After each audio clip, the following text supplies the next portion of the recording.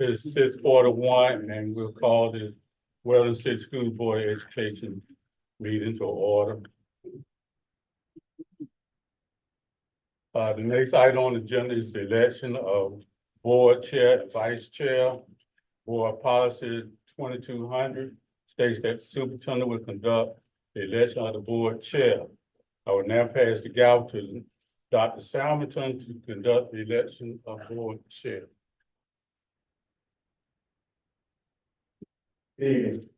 In a moment, I will call for nominations for the office of chair of the Wellington City Board of Education. As a reminder, nominations do not require a second. If more than one person is nominated, the board will vote on nominees in order for nomination.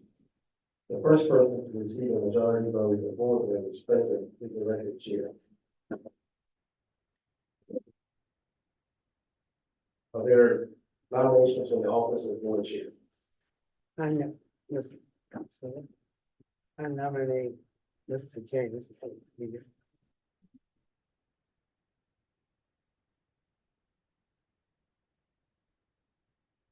Are there other nominations?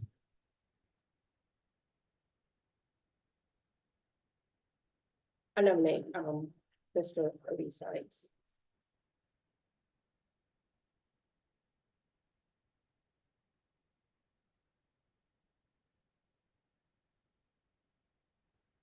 Are there other nominations?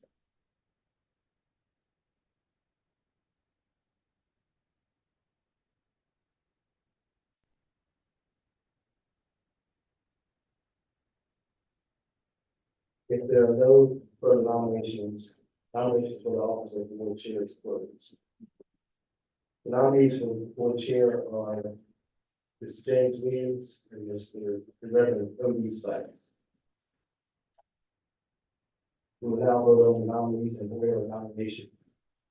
Those in favor of James Williams, please raise your hand.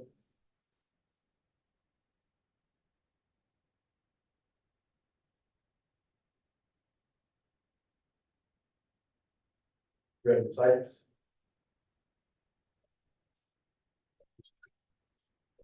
Ms. Robinson. Ms. Kim Robinson. Yes, for OD sites. Okay, thank you.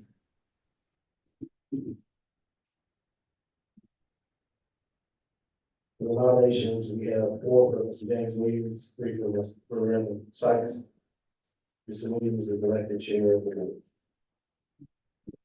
I'll now pass the gavel to Mr. Williams. Congratulations. Okay.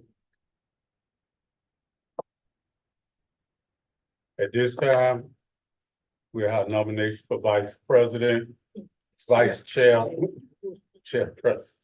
Excuse me. Are there any nominations? Yes, I would like to nominate Tiffany Hale.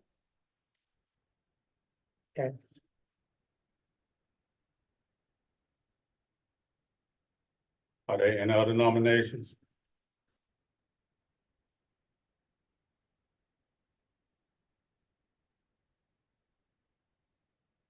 Any other nomination?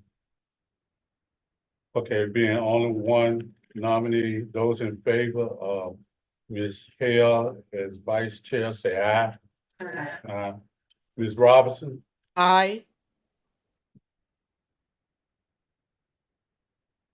Ms. Hale is elected vice chair by a vote of 7-0. Congratulations, Ms. Hale.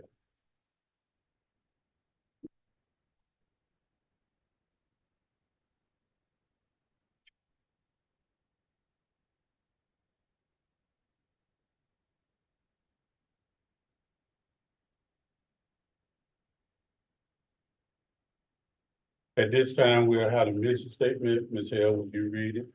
Please. The mission of the Wellington City School District is to create and maintain a highly effective educational system in which every student receives the highest quality education. School employees and parents work together to prepare students to become caring, competent, and responsible citizens who value education as a lifelong process. Thank you, Ms. Hale. At this time, we'll approve the agenda. A motion to approve the agenda. I make a motion to approve the agenda. Second. It's been motioned by Ms. Hale. And second by Ms. Barrett Robinson. To approve the agenda. Are there any discussions? All in favor? Aye. Aye. Ms. Robinson? Ms. Robinson, Aye. motion passes. Next, we have approval of the minutes. There are motion to approve the minutes.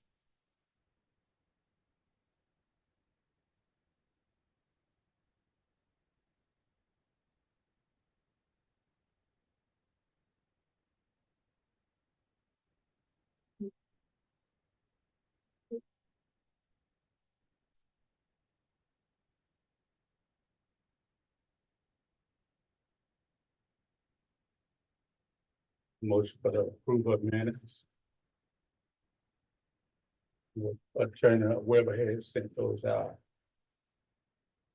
This should be the. Oh, yeah, that's Oh, okay, it's yeah. open. If it's open, we don't. Okay, open. Did we get, I didn't see the open, unless I overlooked them.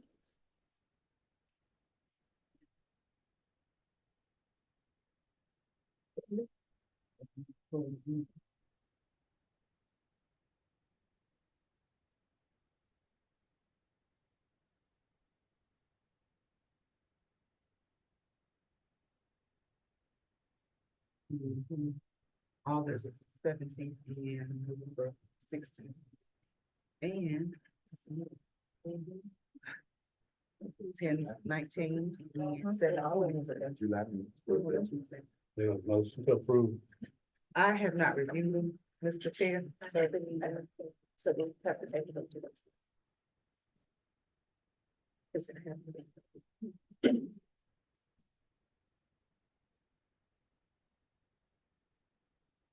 Motion to table.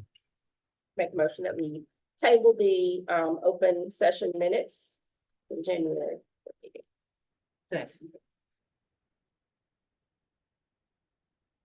It's been motion by Ms. Barrett Robinson, second by Ms. Hill, table the open session minutes. Are there any questions? All in favor, aye. All of Ms. Robinson, Aye. motion passes. Minutes be tabled. Next board meeting. We'll now have recognitions and upcoming school events, new hires. Ms. Angela Lee Easton. Good evening to our board chair, vice board chair, board members, Dr. Simonton, and our wonderful school community, and also those watching live stream. Welcome to another wonderful opportunity to hear, see the great things that are going on in our district.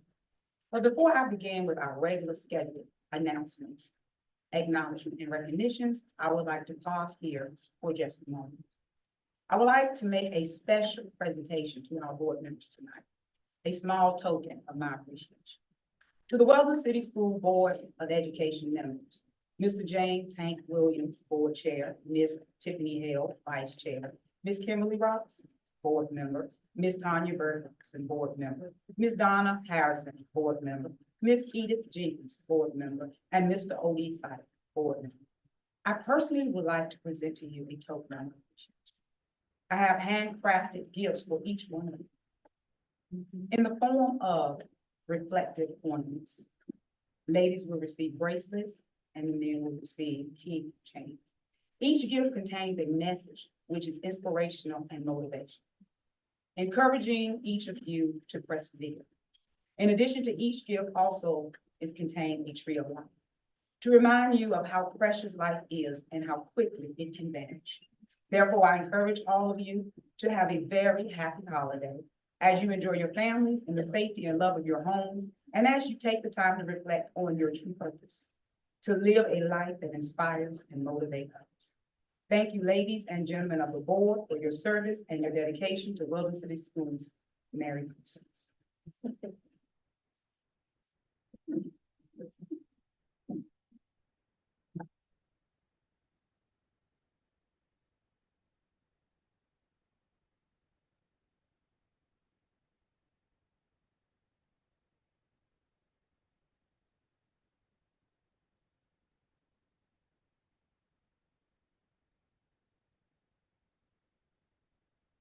Thank you, man.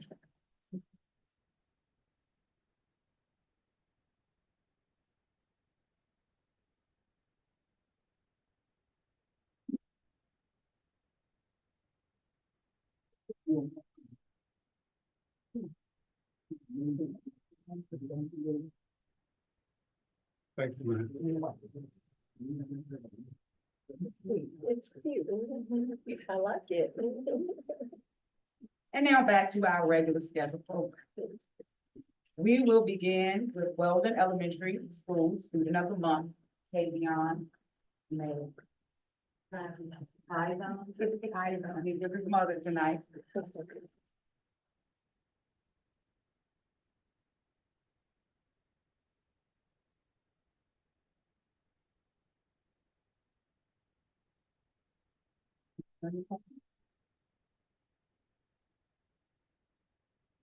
I believe they'll do it.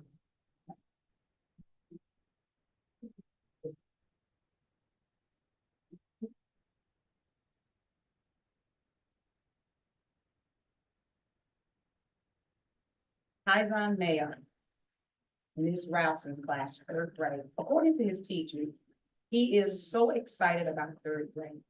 Kaizen is eager to learn and help his peers when needed. Kaizen is very respectful to everyone at school. He speaks to all the staff in the building, and he has such a pleasing personality. We are excited to have Kaizen as well as Elementary Global Academy Student of the Month.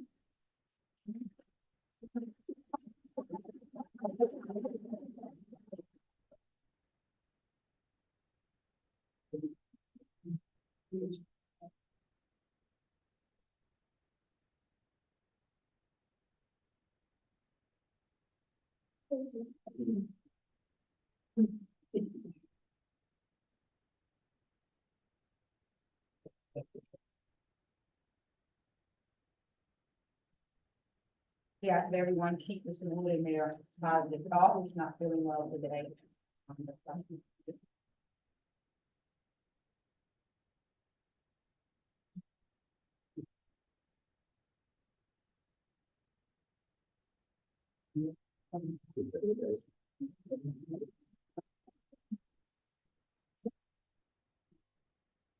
Our next recognition and acknowledgement is Weldon Middle School Student of the Month. Mazara, am I saying that right? Mazaria McGee, eighth grade. Mazaria McGee exemplifies all the characteristics and administrator looks for when choosing a student of the month. She's proficient, she's driven, and respect. Miss McGee is an excellent student who always give 110% on all her assignments. She is driven and strives to be the best student in all her endeavors. Staff, Mr. Oda, Miss James, Miss Hawkins, and Miss constantly compliments Miss McGee on her work and ability to adapt to any situation. She has a creative mindset, which is present when presenting or turning in assignments. She is very cautious about her work and will only stop once she has gotten all the answers right or highest score of proficiency on her assessments. Miss McGee is a joy to work with, and we look forward to seeing her continue to progress as a model student at Williams Schools. Great.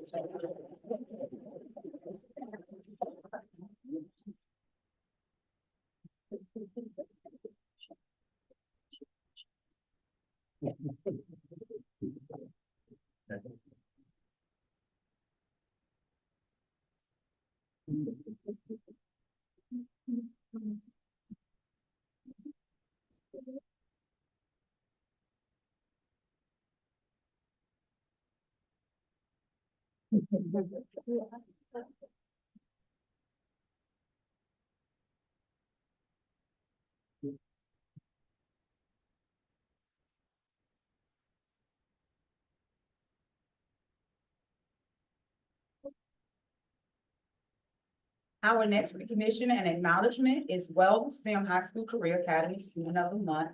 LaShelle is a very supportive student. She participates in class, completes her assignments, and is very supportive of her classmates.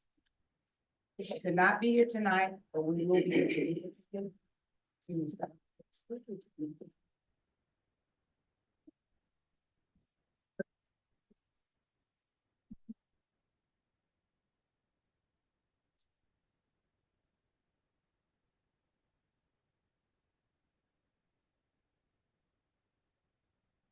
Our next recognition and acknowledgement, Ronald Valley Early College Student of the Month. Krishana Stevens is a quiet and bright student. She focused on her studies and worked really hard at anything she set out to accomplish. Krishana is an ideal student at Ronald Valley Early College, as she understands her commitment is paramount to her ultimate success as a high school and college student. She is always polite and kind to others, and is an absolute joy to have as a student. For this and for many other reasons, Krishana Stevens is Ronald Valley Early College Student of the Month. All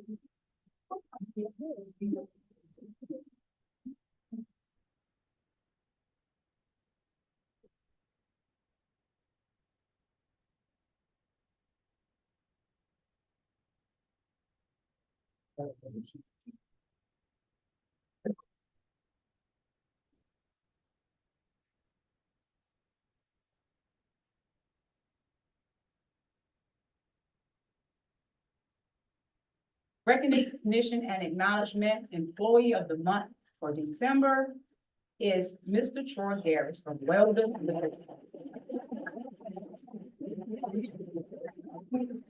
Mr. Troy Harris, as our Employee of the Month, he is dedicated to his craft, and there is no job too big or too small.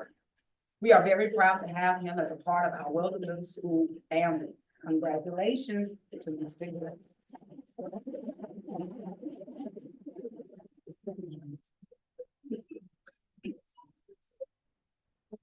Thank you. Good. On the court, it was right.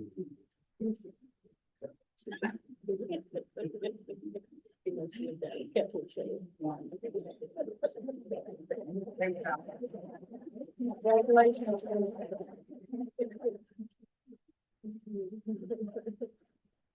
Recognition and acknowledgement for Parent of the Month is also coming from Weldon Middle School. Mr. Derek McGee.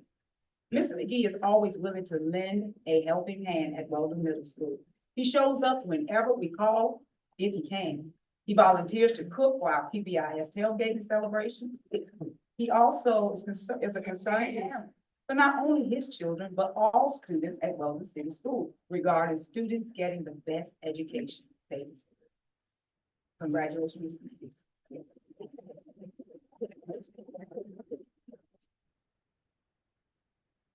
We'll be giving it to Ms. Tyler. She'll make sure.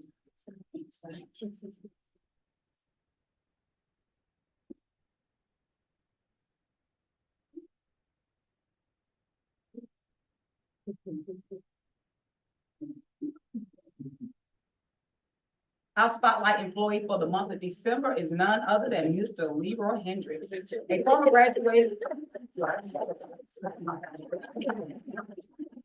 A former graduate of Weldon High School. He returned to Weldon City School as a bus driver and a substitute teacher. Mr. Hendricks approached me in 2023 and said, Ms. Easter, I should have listened to you when I was a student in your classroom. I should have went to college. I said to Mr. Hendricks, it is never too late. Shortly after our conversation, he enrolled in HCC, Halifax Community College. I am proud and honored to share with you all tonight that Mr. Hendricks has reported to me that he is on the dean's list and he aspires to become a teacher at the Weldon City School. Oh.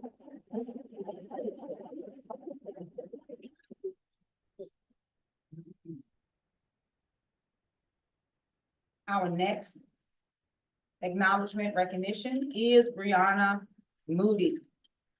Brianna Moody, congratulations to Brianna Moody for being an outstanding student, community advocate, and an excellent athlete. She received the Extra Effort Award from WRAL presented by Luis Fernandez on November the 30th, 2023. The last time this award was presented was in 1993 to Terrence Coley, Weldon High School class of 94. No. 95. 95. Wait a minute, you gotta take your class. All right, okay, we're gonna get you 95, that's 95. And she's actually playing tonight, so she couldn't be here, but we'll make sure she gets it. We would also like to recognize Weldon City Schools' new hire, Mr. Elliott Johnson from Northampton County. We welcome him to our Weldon Charter family.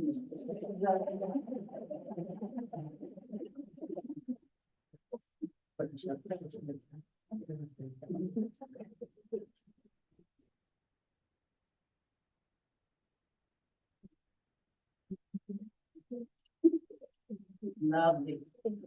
You quarterback?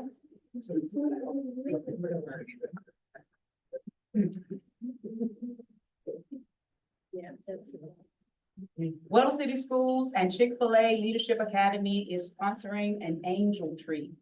This event will provide students the opportunity to serve our community as well as identify the needs of our local families and work in collaboration with the school and community to help 10 families to have a very Merry Christmas. Excuse me.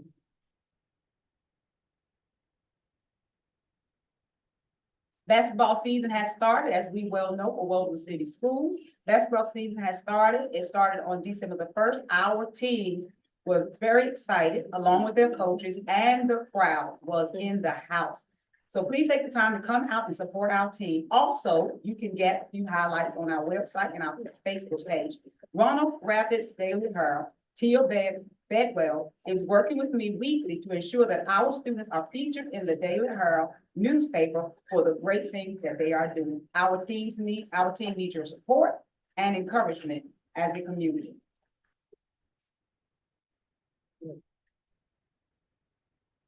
North Carolina Principals and Assistant Principal Association Conference. The theme was strengthening leadership strategies for high-performing schools and classrooms. Our keynote speakers was Mr. Principal Barute Kafele. He told me, mention this, you gotta get that name right. And we also had the keynote speaker, Dr. Deborah Silvers. The NCPABA we attended on December the 4th through the 6th. The Weldon City Schools principals and leadership team had the opportunity to attend this great conference. We had the privilege to hear and meet with Principal Kafele, an awesome demonstration of dedication to motivating leaders to strive for excellence in the classroom and as district leaders.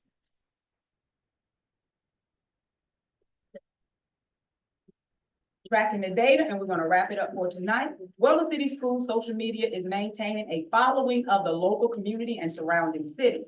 However, if we are to grow expeditiously, it will require a network of sharing. In order to tell our story, it is going to require spreading the news.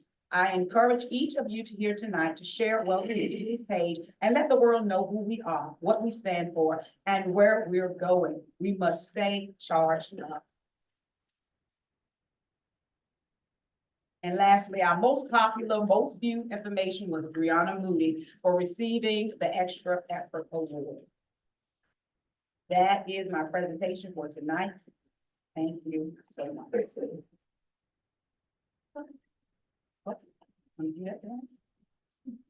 Okay, so we want to recognize the middle school athletic team. Will you please come up? You're already smiling, you're ready.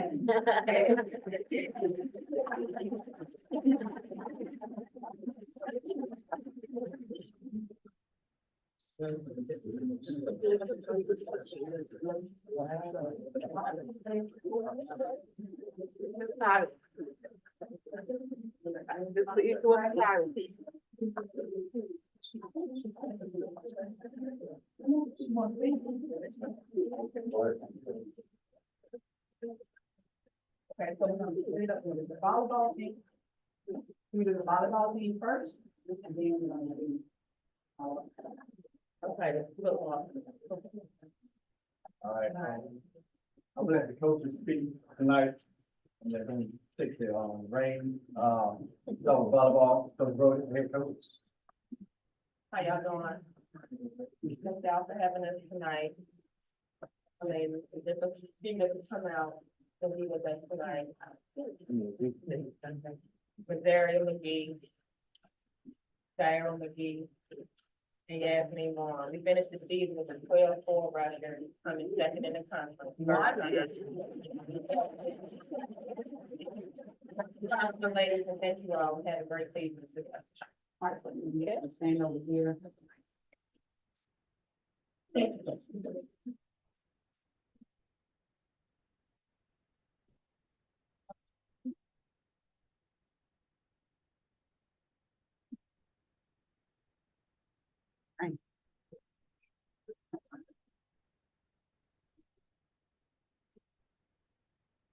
Okay,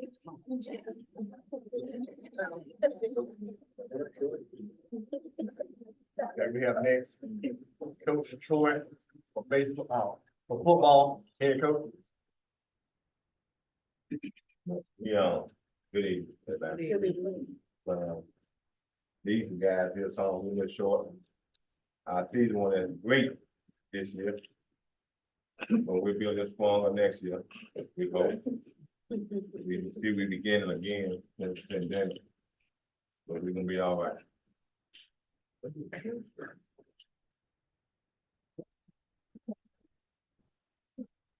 I'm taking a picture, our basketball team has a home makeup game Thursday against Warren County.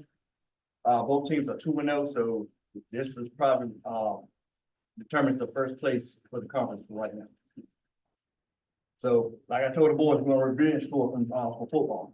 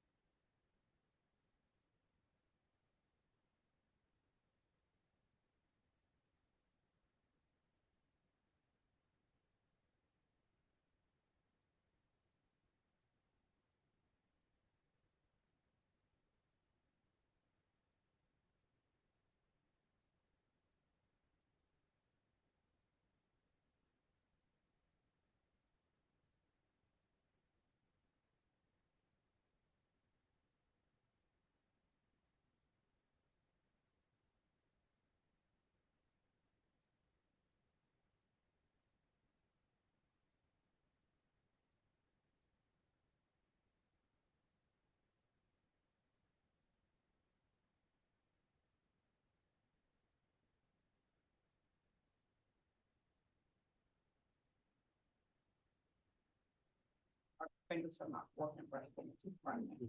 Through 15. Current expense amendment number 1, this is amendment that I shared with you last month at closed session that needed to be done. And there's no increase or decrease to the budget. And local amendment number 7 and 8. And local amendment 8 is also one of the amendments that I shared at the board meeting that needed to be done. Are there any questions in reference to those amendments? Question, Chairman, the extended J, that's the, like, if we can't thing, Which amendment is that? I'm looking on, the federal amendment, 11, I'm sorry. Is that the we can't?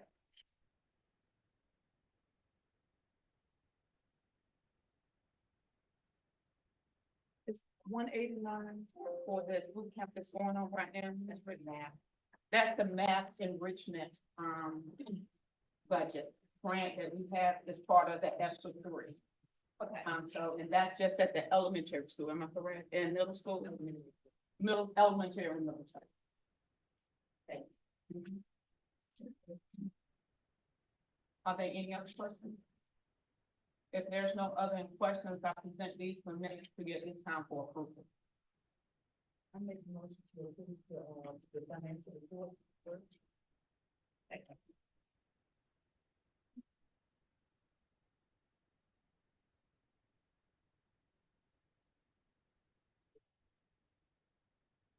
The financial statements don't have to be. All right, I'd like to make a motion to approve, the amendment state 9 and 12, federal, 11 to 15, current, number 1, and local 78. Yeah. Moved by Ms. Hill, second by Ms. Jenkins. That the financial amendment be approved. Are there any questions? All those in favor, aye. Ms. Robinson? Ms. Robinson? Ms. Robinson? Motion passes.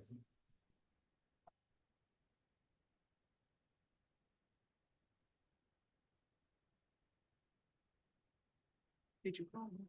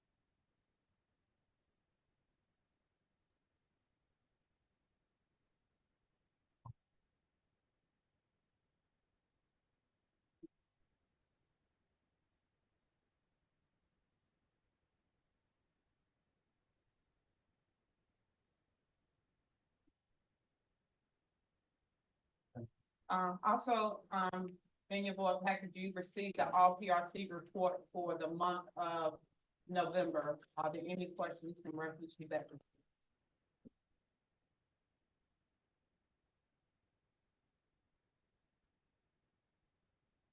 Thank you.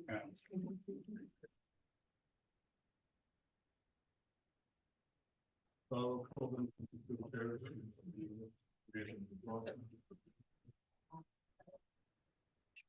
excuse me, I'm sorry. Order.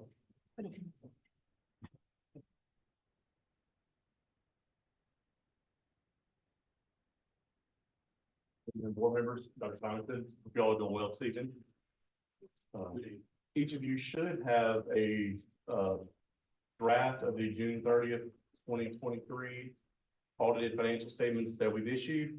The financial statements were submitted to the LGC this afternoon and will remain in draft form until it has been approved by them. Just want to let you know that. And the financial statements cover two main areas that we're required to audit and issue reports on. One, or I'm sorry, that we audit and are required to issue reports on. The first being the financial section, which covers the first 55 pages of the report, followed by the compliance section, starting on page 56.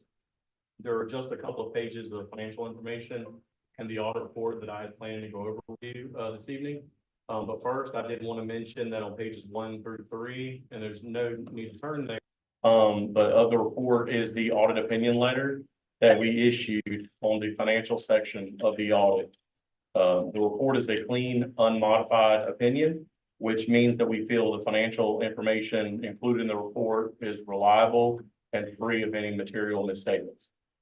But the first page I would like you to turn to is page 13, and we'll look at Exhibit 3. And while you're turning there, Exhibits 3 and 4 are essentially the balance sheet and income statement for all of your governmental funds. These schedules show the fund activities and the fund balance on a fund-by-fund basis.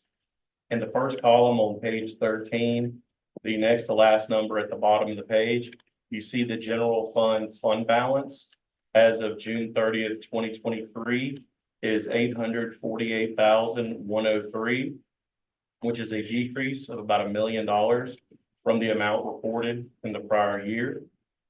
This leaves the district with $798,000 of general fund balance available for appropriation at June 30th, 2023. The board has budgeted to use $716,000 of this available fund balance in the 23-24 fiscal year, which leaves the district with only $82,000 of unassigned fund balance reported in the June 30th, 2023 financial statements.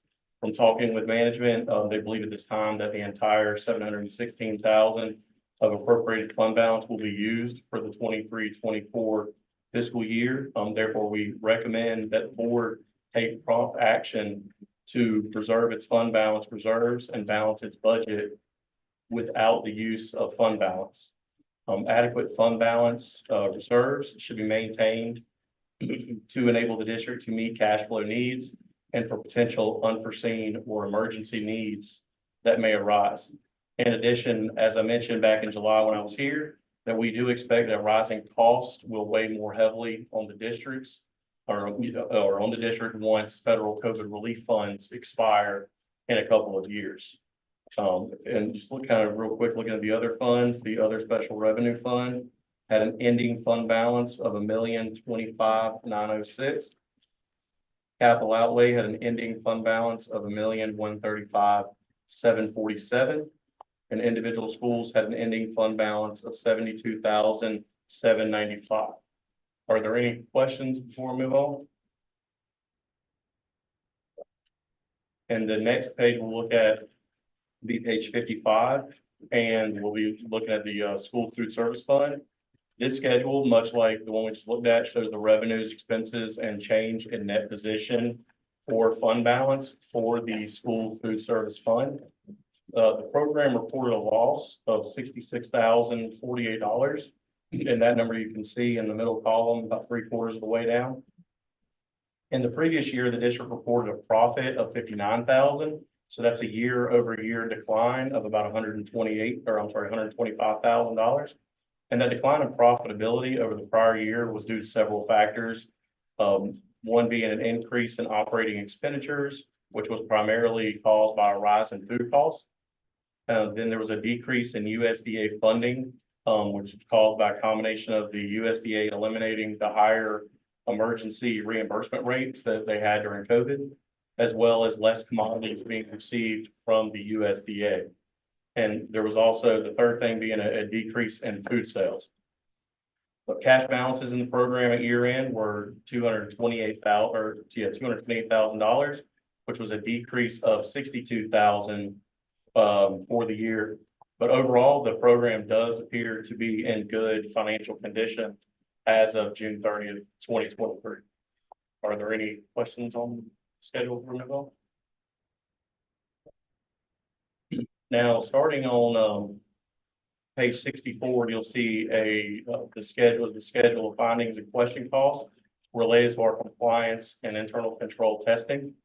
A significant portion of the audit is related to testing the board's internal controls and compliance with various state and federal laws and regulations, primarily pertaining to the state and federal grant funding received by the district. There are 4 findings reported on pages 65 through 68. As I go over each of these findings, please feel free to stop me at any time if you have any questions. The first, which starts on page 65, is finding 23.01. This finding comprehensively summarizes various violations of the School Budget and Fiscal Control Act noted during the audit. Violations in this finding included budget expenditures were increased by the board on June 29th, 2023 for the general and other special revenue funds by $343,000 and $124,000 respectively.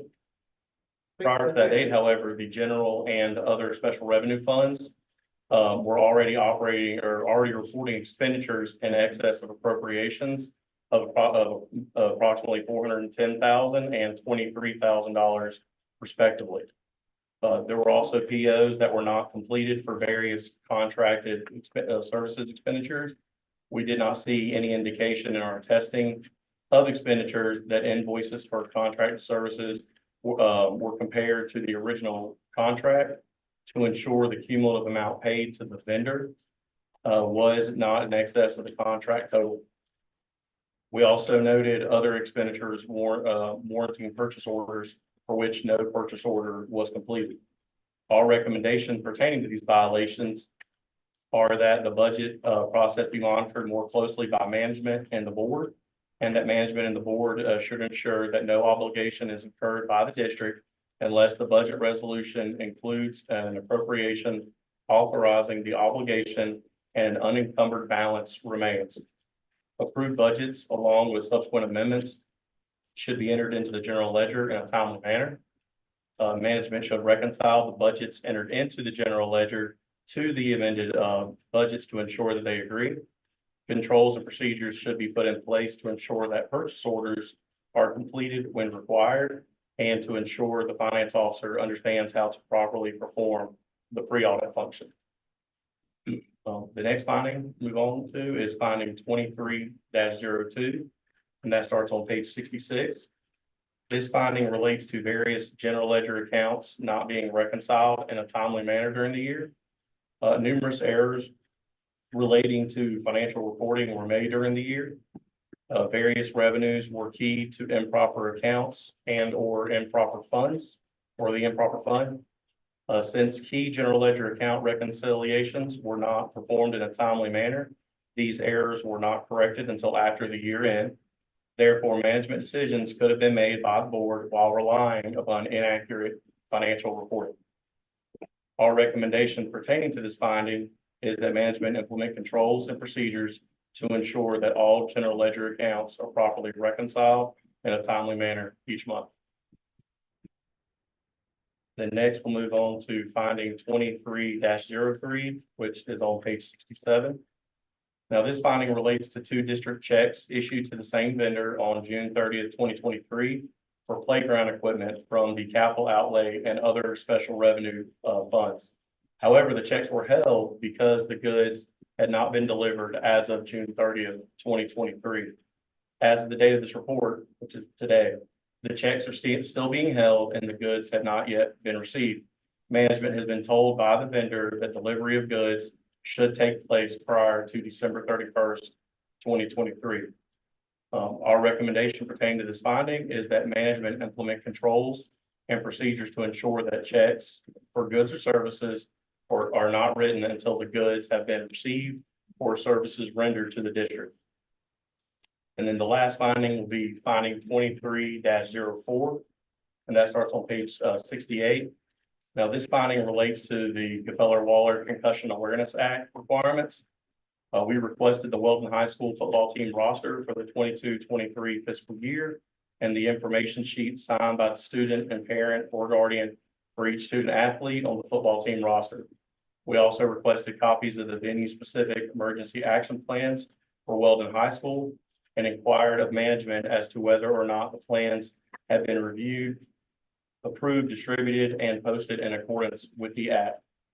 We also requested management to confirm that information sheets relating to concussions and head injuries had been provided to all coaches, school nurses, athletic directors, first responders, and volunteers involved with middle or high school athletic activities in accordance with the act. Management was unable to provide any of the requested information. This is a repeat finding from the prior year. Our recommendation pertaining to this finding is that management implement controls and procedures to ensure compliance with all requirements pertaining to the Gefeller-Waller Concussion Awareness Act. And just let you know that we will be following up with each of these findings as part of our audit of the June 30th, 2024. And then, are there any questions before we move on? I have a question. Yes, ma'am. You said that this last one, 23-04, was a repeat finding and other ones weren't repeat findings. Correct. So when did that happen before? That was last year in the audit, we had a finding that it was pertaining to the Gefeller-Waller Concussion Awareness Act, that in that case, I do believe that not all of the concussion forms were signed by both the student and their parent or guardian. So that's why, because that compliance requirement kind of encompasses everything. But then this year, we just didn't get anything. Nothing was received. Nothing was submitted. Hmm? You saying nothing was submitted? No, sir, nothing. It was asked for, I believe, multiple times, and nothing was submitted.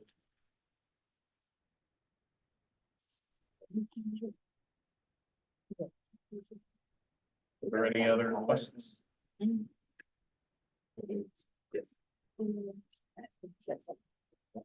Oh, yeah. Okay, because I was just trying to get, I was getting confused because I know they had come up with something about some forms, but this is a whole different situation. There's nothing. Well, it's the forms and then all this other information, the emergency action plan.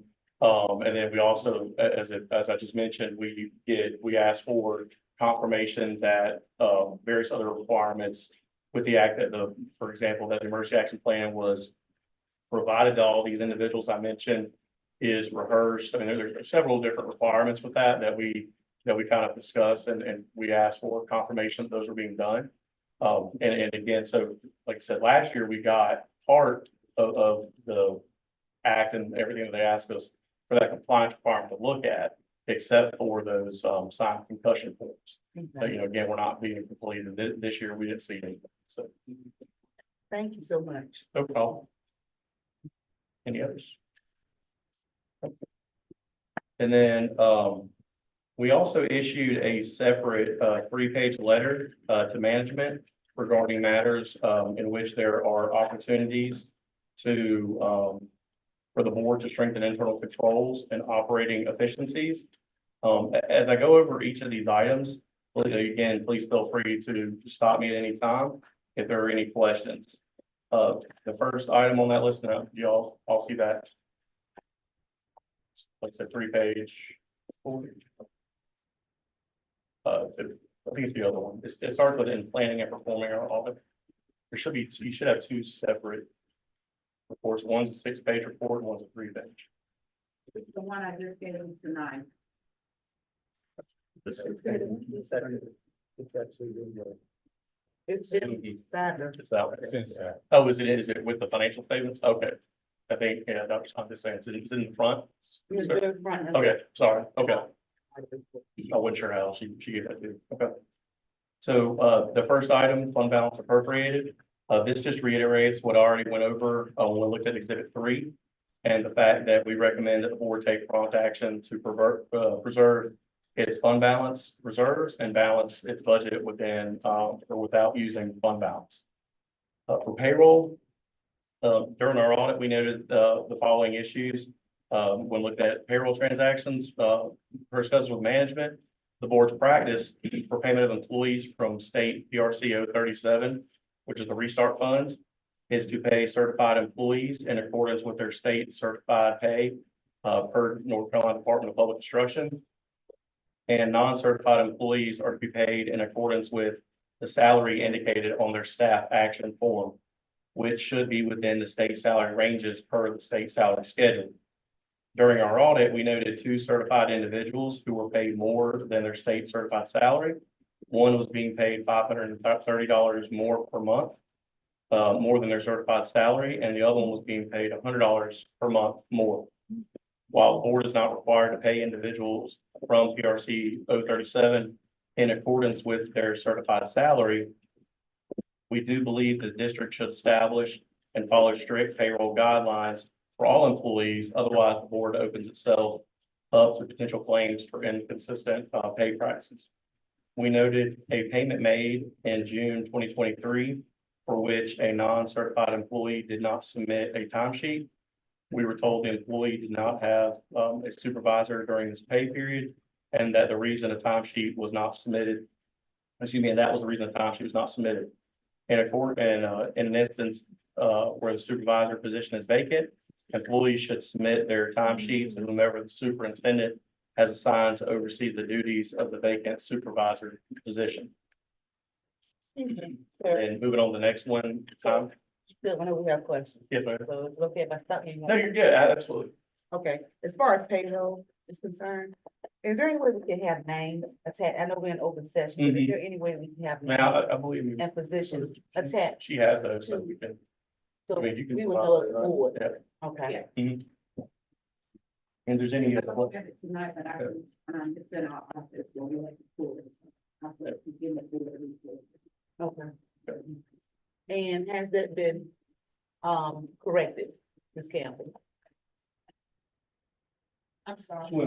Has it been corrected? Which one? The individuals that were paid $530 more a month than their salary? and Yes, one I'm extent- looking closely at the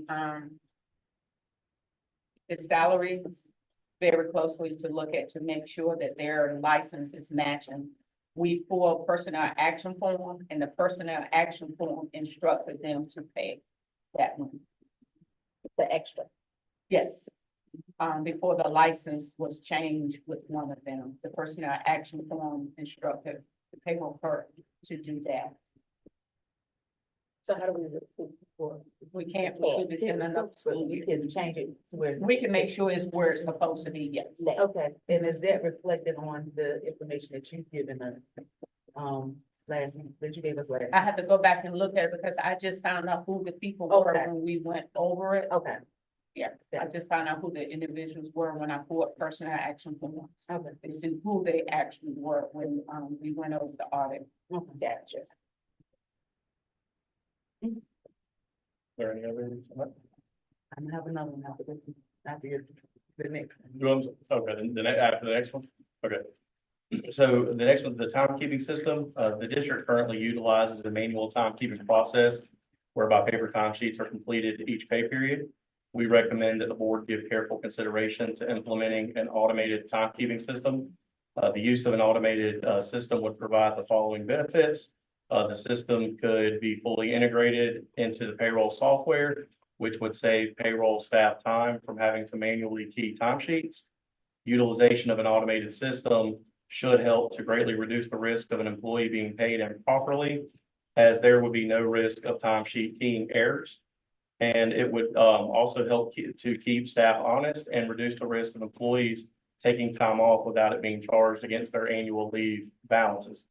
Most districts across the state have already implemented this type of system because of those benefits. And, to add to that, it's been some time ago, we as a board approved the link system, which keeps up with your time. Years ago, we approved for us to have time clocks in the system. I don't know where they ever went to, but just this year, We're in the process. There was a communication gap with Link. As far as when that transition was supposed to, they were sending emails to the previous finance officer. And when he wasn't getting the correspondence, they didn't call out. So I started digging a little bit and I pulled information. So we're in the process of trying to get that implemented and be ready to go live in July of next year. They are working with us because but we ran into a problem. We have to do something with child nutrition because the two right now will not interface. Even though they're on link, the software they have will not interface with the version that the previous finance officer went with. But we have paid for it as a district. No, I have not paid for it yet. They told me I did not have to pay for it until it was fully implemented. But the contract has been done. Okay. So we're hoping to get everything That's what we started, them get started with it in January. With some testing and doing some trials. I think we said right now, is that April, May and June trial? Yes. April, May and June is trying to get trials, but we got to do a lot of conversion, so their conversion is supposed to start in January, pulling samples and everything with paper. Okay.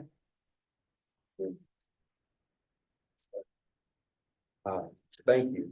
I'm going to respond to this because one thing I do not like is when things are not transparent. This board approved time clocks well over 2 years ago. Well over 2 years ago, and I'm not going to get into all of the ups and downs about it because it was an internal thing, but I'm not going to sit here tonight and listen to this. You're saying this, and as a board, we approved this well over 2 years ago. And some employees that retired were in place when we approved this and nothing was done. I don't know who dropped the ball, and at this point, it doesn't really matter. I'm just glad as an auditing firm, you called this out because this problem would not have been a problem if specific instructions of this board had been followed well over 2 years ago. This particular part would not have come up. I really don't believe it would have come up. And I'm not even gonna get into the excuses and all of that, but I know, and this board knows, it was approved. I'm not scared to say probably about 2.5 years ago. Yeah. And it was no follow through, none. So. Well, it's been brought up several times Several times, over the last 2 years. and there still has been no follow through. So I'm glad that maybe something will be done now, since it's a finding on the audit to help eradicate some of the problems. Thank you for that. Yes, sir. But I would like to say, what, Pastor Sider is saying is true. But we also must keep in mind all the transitions we have had, like superintendent, finance officer. Is somebody dropped the ball, but at what stage was it dropped? We had so much transition. It's hard to keep in. We can get on track, get some stability. I think we can eliminate those types of situations. I agree with you wholeheartedly, and I'm just gonna throw this little caveat in there. We've had transition, but we ain't stopped with this new school. But that's something like source. But I know, no, it's another source, but the point is, if we can continue with one thing, we ought to be able to continue with other things regardless of transition, because we can't stop doing education just because we have transition. We can't stop the ball from bouncing just because we have transition. But I agree with what you're saying, Mr. Williams. We got to get everything on track. Anything else on that one? And then the next one is the North Carolina Education Force expenditures. During the year ended June 30th, 2023, $34,975.50 was expended from PRC 069 and other special revenue fund for tutors. The board budgeted revenue of $35,000 from North Carolina Education Force and PRC 069, but no revenue was received during the fiscal year. Per discussions with management, no one is certain whether or not the district should have received this funding for payment of the tutors. We recommend that the board investigate this matter and try to collect this funding if it is in fact owed to the district. The next item is medicated fee-for-service reimbursements. Per discussions with management during the audit, the district has not requested Medicaid fee-for-service funds for the past 2 fiscal years. Management indicated that the estimated funding would total over $150,000. This funding can be used to supplement services provided to the district's special education program. We recommend that the board take immediate actions to determine if there is still time to request this funding for the past 2 fiscal years. And we recommend that the controls and procedures should be implemented to ensure that this funding is requested on a timely basis each year. Question. Mr. Yeah. Reeves. So this has been a concern of me that I constantly asked about. And I know that Ms. Campbell has done some extensive work on trying to help us get straight with this. Are we 3 years or 2 years? The last year that it was done for the 2021 school year prior to my retirement. We had to do research on some funds and I reached out to the previous interim finance officer to question some money that was posted. And she didn't know what the money was for, and we stayed on the phone about 2 hours one night trying to figure some of these things out, and I just had a light bulb that went off, and I pulled my folder, and I told them that I would reach out to Fairbanks to find out, is this a possibility of what this money was? And in that case, it was. So the last time we got reimbursement was for the 2021 school year. So do we know why? Because it's ultimately is the responsibility of the EC director working with finance. Yes, Is that that's correct? correct. That's the way it had always been in the past. I work closely with the EC department, so because a lot of the things that's in that report, they have to give me what they have to do. I have been helping to get it reactivated. This week, I believe it was, I finally got the authorization code and I passed it on to EC so they can find out what the next step would be. And we did say that we would try to research to see if we can at least go back 1 year to get the money. Fairbanks did stress how important, how much money we had lost. And we're still due like $8,100 from the 2021 school year, because they only gave us 90% of it back. So we're still looking to get 10% back for that school. So do we So have, I will keep working with them through the end of this month, and hopefully we can get some answers on what needs to be done. so Dr. Sampson, what do we have in place to try to support Ms. Campbell and get this done? And how do we move forward with, so that this won't happen again? So we're currently working on a process so that the finance officer and the EC person are aware of what their role and responsibilities are for submitting these reimbursements. There's a little bit of confusion in the past about what that is, but I believe going forward, we will have that clarified. I want to go back up to the other one, the North Carolina Education, Corps expenditures. Okay. And, one of your, you were advising or recommending that we investigate the matter. Where are we at with the investigation? I reached out again to the previous interim finance officer to ask her what she knew about it. She was under the impression from Human Resources at that time that we were gonna receive a check. And so that's why she booked it as a $35,000 revenue. But in talking with the curriculum, executive director of the curriculum, she said, no, there was never supposed to have been a check to come in. So we're trying to reach out to Edgeports to find out if we can get a copy of that year's contract to see what that contract says. So, another question, this is probably for, is Ms. Fields here? Is this part? No. She's not. She said, Okay. What is the deadline for, like, for 22, 23 school year? 22-23 school year, should have been up, some things should have been uploaded on December the 8th. And I was panicking because I thought I had to do it. But then I got another email and say that because our authorization had been inactive, I did not have to update anything, but like I said, I have got the authorization information reactivated with NC Track so that we can do what needs to be done, and making sure that everyone that's paid through EC do what they need to do as far as filing that Medicaid. It only takes $5. If we do $5, we can get money. Okay. So I'm gonna have to work close with her this month to figure out what we need to do.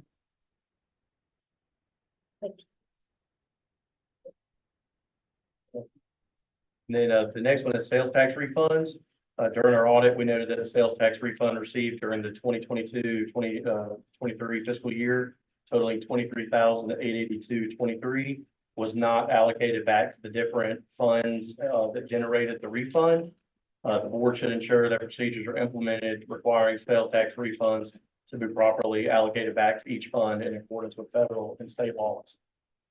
And I caught this at the end of last school year, but it was too late for me to pay back to the federal programs. I informed the finance officer that it needed to be done, that a spreadsheet needed to be done, but that was not done.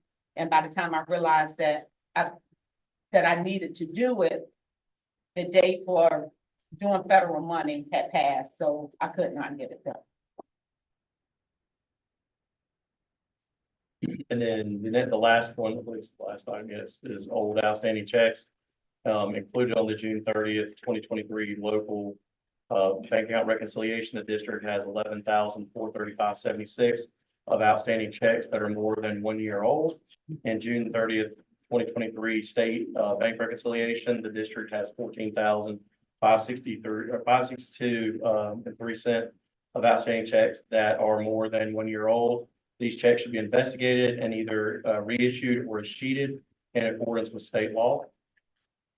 And that was the last item on there. Were there any specific questions? One of those have been corrected, when we was told about taking $11,000 check. That check was a 2-year-old check. The vendor said they never received the check, but they never reached out to the district about payment. So because it was federal money and we still had that money, we were able to board the check and reissue that particular check back to the vendor. And I just want to address too, if I may, the one about the check we're holding. When the check was written, I asked the individual at that time, when would the merchandise be shipped? Because I told them I could not pull a check no longer than 30 days. They kept telling me that the merchandise had been shipped, And so I finally reached out to the vendor and they was told originally that the merchandise would not be shipped until December. And that information was never shared with finance.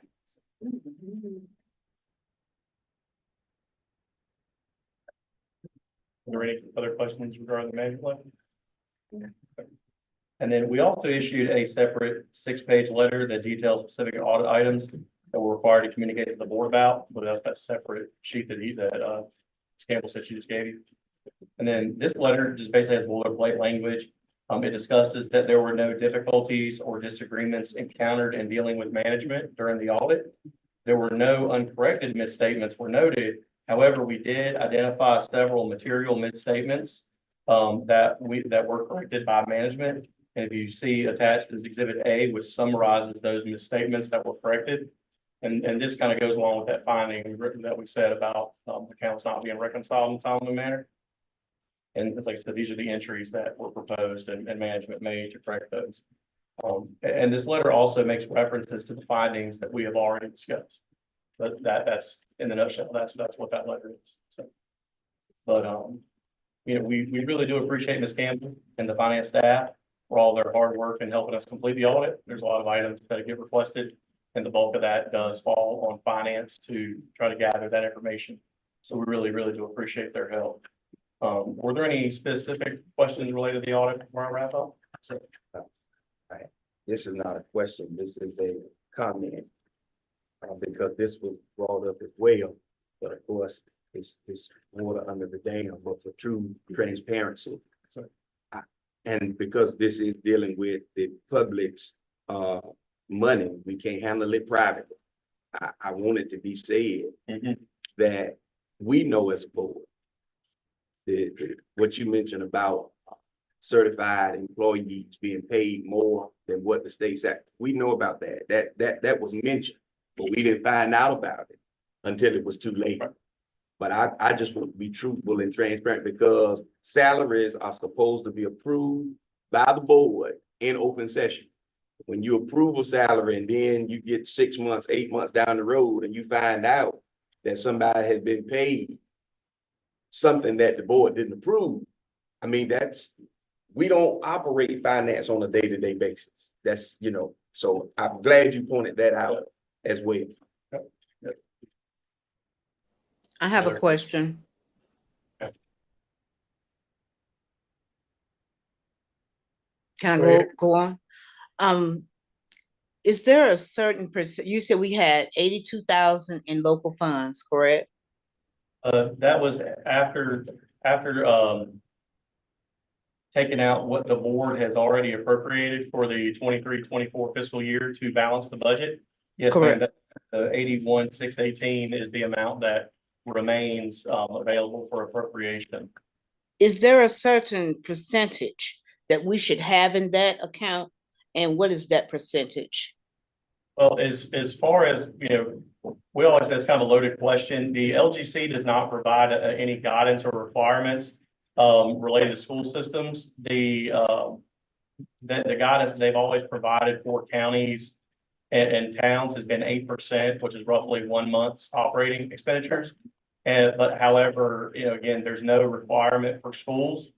What we tend to do when we look at that would be to look at what would be a good gauge of that, look at similar size districts, you know, go to the nearby or across the state and kind of see what their fund balance is. But I mean, obviously that's very low. I mean, that's something we could look at putting together if the board so desired for us to do that. But like I said, at this point, the main focus really, you know, we want to get across is that, you know, really there's going to need to be some cuts or something done in order to prevent from using all of that fund balance and no longer having it available. You know, again, in case emergency needs, you know, arise and things like that. So. Thank you. Well. Any other questions? Well, we really do appreciate the board, you know, appreciate you guys allowing us to conduct the audit this year. And we look forward to working with y'all again next year. Thank you all. Good evening. Thank you, sir. Appreciate it. I don't want to be out of line, but I also would like to thank the finance department for getting the information together so that we can have an audit in a timely manner this year. Yes, So ma'am. thank you all, from Anderson Smith and White. Yes, ma'am. And I would also like to thank Ms. Campbell and her finance staff as well for working hard to do it. They did a great job. Good. Yes. Appreciate it. Thank you. Mr. Williams, can I ask this of us? And looking at the agenda and just hearing about 2 people that's on the agenda tonight that are not here. We have their reports, but can we pull them for the sake of time? The one, the curriculum and instruction and exceptional children, because there will be questions, I know, for those department chairperson, and they're not here to answer them. I don't think that would be fair trying to put somebody else up to answer those When we questions. get to that. Yep, yeah, I'm Since saying- they're not here, we'll just, back us. Okay. Notwithstanding your decision, Ms. Robinson and Ms. Davis are here to share the curriculum instruction report if you choose to.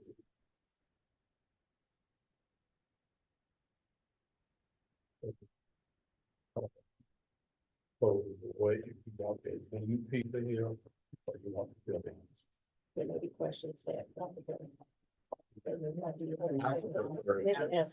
Yeah, I prefer that the department heads, you know, that's just me. But we'll take a poll when we get to it. Okay. Okay. Okay, federal programs and student service, Ms. Geneva Riddick.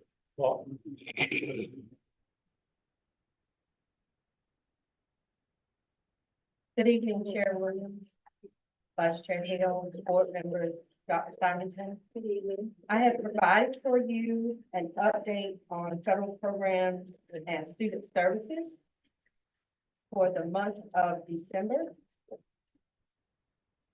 On the first page, I provided the federal funding plans that were approved. So in November and in December, our consolidated plan was approved for $1,859,156.60.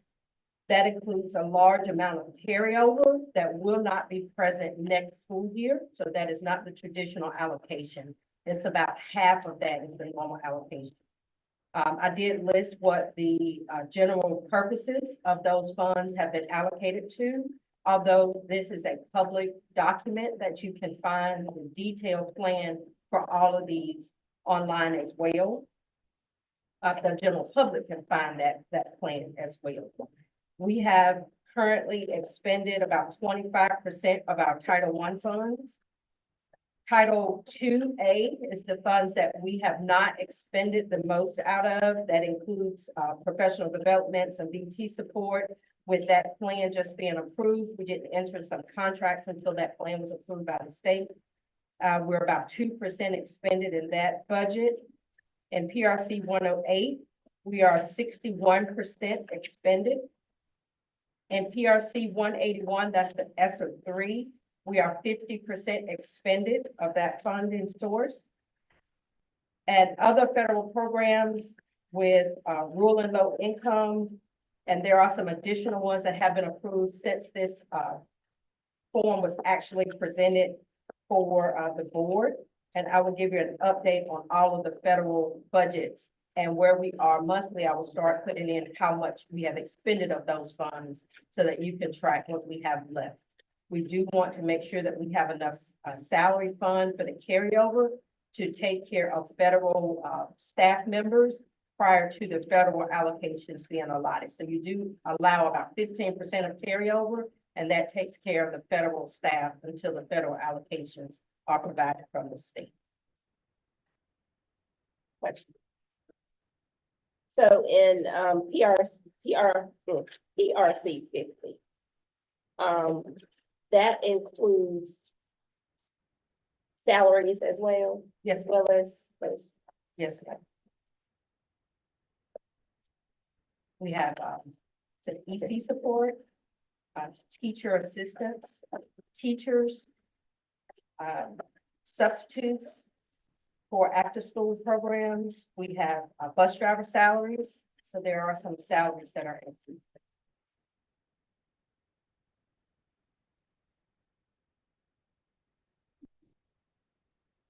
and this we have to stand by. So you said we got to stand by the 2024 September. That is, the ESSER 3 funds are the ones that we have to expend by September 30th, 2024. There's a little bit of guidance that the federal representatives gave to us at our fall conference about liquidation being extended. And we are seeking more guidance as to how far that liquidation can be extended. The main thing is that when you have encumbrances, you want to try to take care of those within the life cycle of the grant, and the grants end on 2023. Thank you. I have a question. Yes, ma'am. Last month I asked, good evening to you. Last month I asked about something for our McKinney-Vento students for the Christmas holiday. Has that been taken care of, or is that will happen before the kids get out? Our social worker, Ms. Whitaker, has been working with the McKinney-Vento students, just as she did for the Thanksgiving holiday and the Christmas holiday. Okay. I can give you an update on the specifics. Thank you. That'd be great.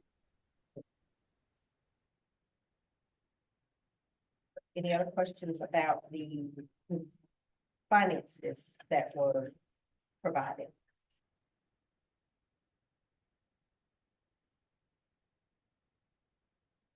We do have some new competitive grants that we have either applied for or we're in the process of working through. The robotics grant was submitted early. We submitted that grant on Friday. The plasma games grant, we had to await the funding amount to put in for the grant from the plasma platform. And we received that from the plasma platform staff on Friday. So we are preparing to submit that final grant this week as well. We are early and ahead, and those are ESSER 3 funds, which means they also have to be spent by September 30th, 2024. So those, I listed the notification timeframe for the plasma game. They have not provided the notification timeframe for the robotics. I'm assuming that will probably be around February.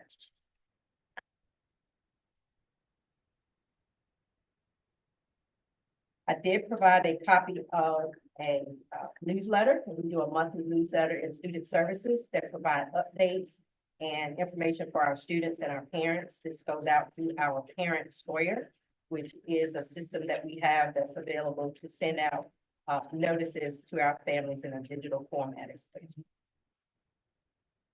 So although this is a hard copy, they do get the digital, and people are clicking on the links and videos, and we can see that information, see what's interesting to them.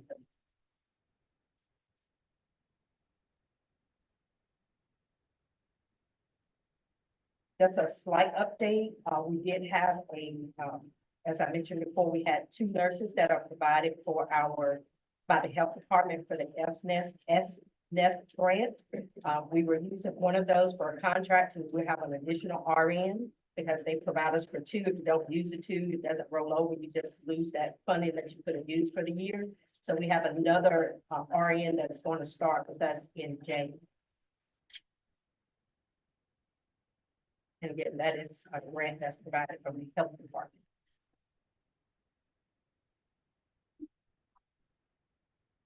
Any questions? Give an answer. Thank you, Ms. Very well. Thank you so much.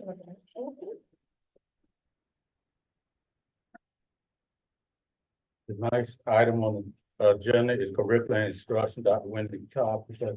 She's not present this evening, but want to pull the board to see if you want to table that until the next board meeting with the head person can be here. Mr. Williams, if I may, like to motion that we postpone curriculum and instruction report and the exceptional children report until the next meeting when those department heads can be present. Okay, so we need a motion with that. Right? Emotion. Yeah, I said put in your motion. Been a motion, Reverend Sykes. Stephen Bell. Ms. Barry Robinson. Their items E and G be tabled until the January board meeting when the directors of those departments are present. Are there any questions?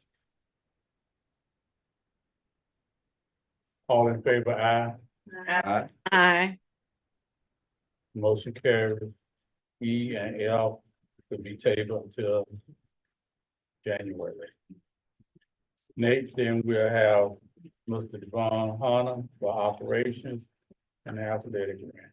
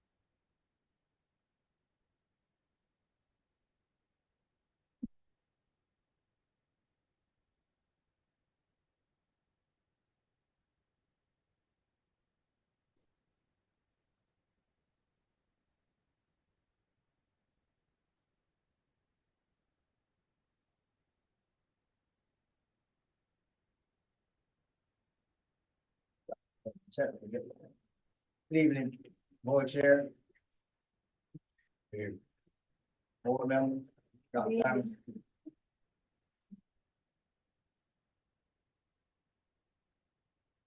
Ms. Robinson, on board, we can take it out, so share it on the big screen.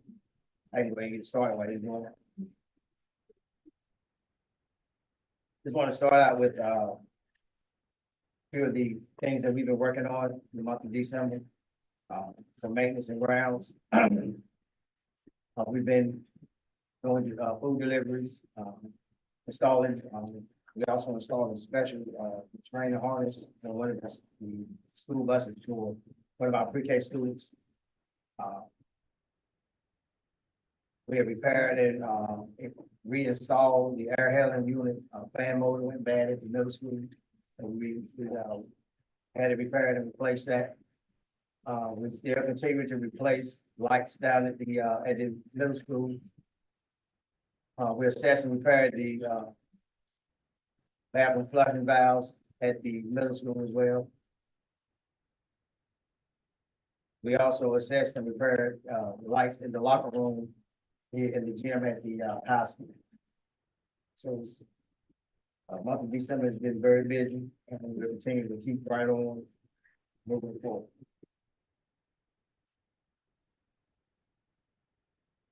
All right, the Weaver Playground update. The company that we are working with is Carolina Parks and Play.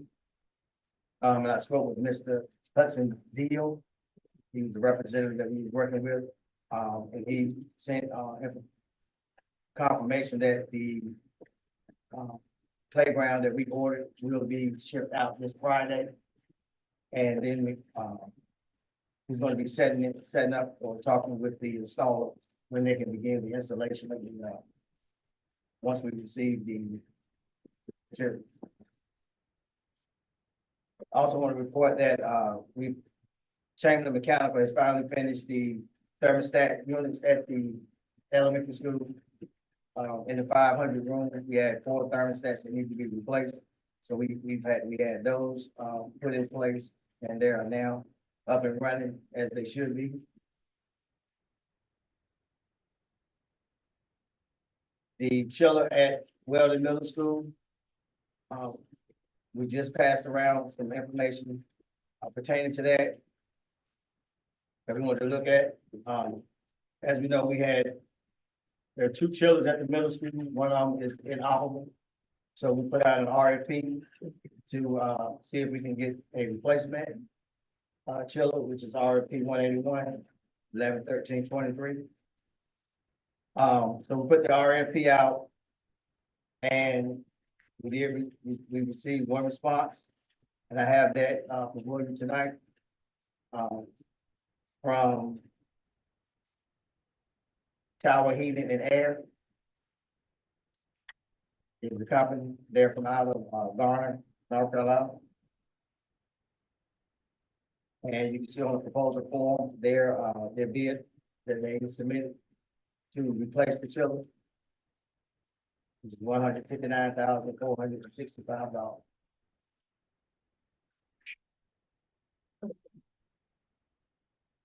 That's just for replacing the chiller. We're gonna keep everything else in place as far as the air handler and the line. It's a carrier chiller model with 30 RC, which is pretty much has the same specs that the one that they'll be replacing, right around 100-ton chiller, 460 volt self-contained chiller. So the specs are pretty much the same as the one that they'll be replacing.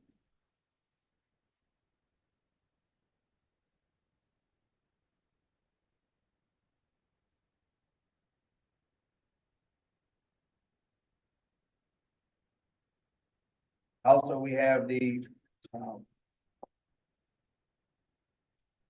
updated information for the new school.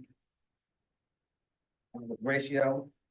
We had a steering committee meeting on the 6th of December, where we discussed the furniture fixtures, equipment package. Ratio will be sending us a review, regarding the items that will be included in that. We also talked about the design development review, where they shared the design developments with DPI, and they sent their comments back in order for them to, any kind of changes that need to be made. And the design team responded to the comments that they received. We talked about the cost estimate that had been updated. And we received a copy of that back on the 12th. We also looked at the construction management at risk RFQ that we posted back on the 15th. We that closed on the 30th. We received 2 responses. One was Clancy and Peters, and one was Seaton. And I think that we have that on the agenda to discuss a little later on. During the meeting, we scheduled to a virtual interviews. After we have our discussion, we're looking to set up the virtual interviews. We have that set for the 19th. One will be at 2 p.m. and one at 3 p.m. Once after the board has their discussion and decide to go that route, we will go ahead with confirm those interview dates and have that set up. And we also at that time discussed whether any board members wanted to be present or take part in the process. Wouldn't you say that they were in a virtual interviews again? I'm sorry, I couldn't hear. The virtual interviews again? What's the question? When are, Again, the Well- proposed dates? if we go that route, they will be December the 19th. We're gonna do one at 2 p.m. and the other one at 3.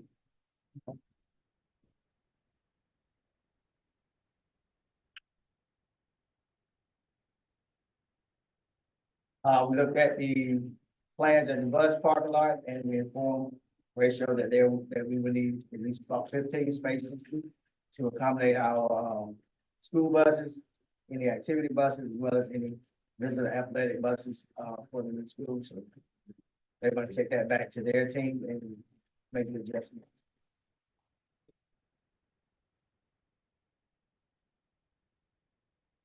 Transportation. We're continuing to get the message out with EduLog, our Here Comes the Bus parent portal app. Just want the community to know that the instructions are on the website. You can go and download and to install the app on your phones. You go to the webpage and to the departments menu, transportation and operations, and that would take you to the on that page. You scroll down, you'll see the information on how to install the app, download the app, and install it on your phone. Just want to let the parents know that there are 5 essential pieces of information that you need once you get to start your registration process. They need the student's first name, and make sure everything is spelled correctly, just like it is in Powell School. That includes any type of symbols or marks that's within the student's name.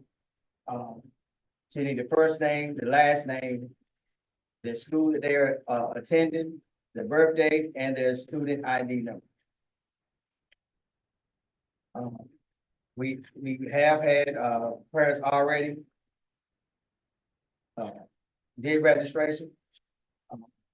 Those parents that are in a pending status, just wanted to let them know that we're in the process of updating TIMS with our Powell School. It's a manual process that we have to do. It's not one of those automatic processes. So we're still uploading that information so that it will get them out of the pending status, and they will be able to use the program once they get the pending status removed. We also have a time and attendance software that we purchased from EduLog. That equipment has arrived, and that is the tablets that's going on the bus. So once the bus driver get on the bus, they have to sign in the tablet to keep up with their time and attendance. So we do have the equipment here. We're just waiting for the installer to send us a date when they're gonna come out and install the equipment on the bus.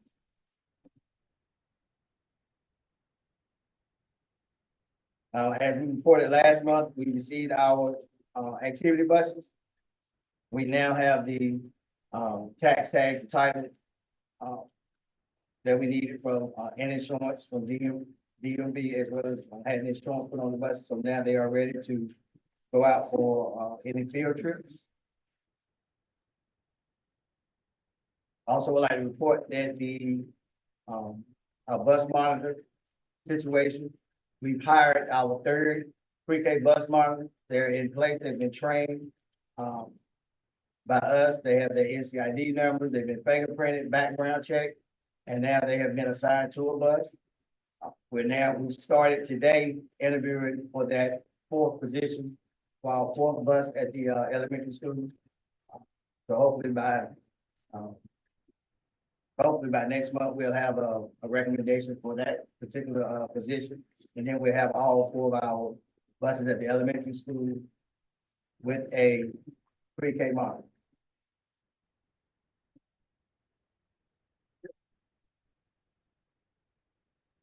On to our affidavit grant. We had an RFP for, which was RFP 440-11-13-23. We had uploaded that RFP to the e-portal for the concession stand upgrade. We received one bid from DM Bennett Contractors. I passed that information out as well a while ago. On the proposal form, you see what the bid amount that they proposed and for completing that particular project. Also, it states what we're asking them to what we would like for them to accomplish. Mr. Hunter, was this the only bid that you had, that you received? Yes. We had several people come out for the walkthrough. We did a pre-bid walkthrough, and that was the only one that we received.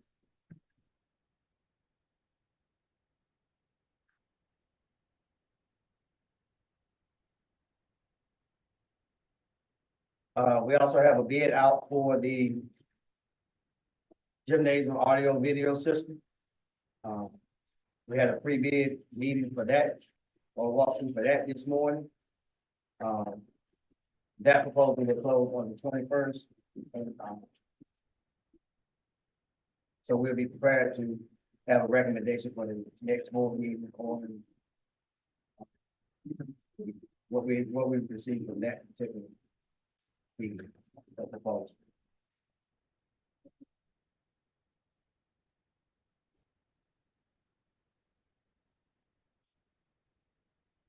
So that'll come before us next month.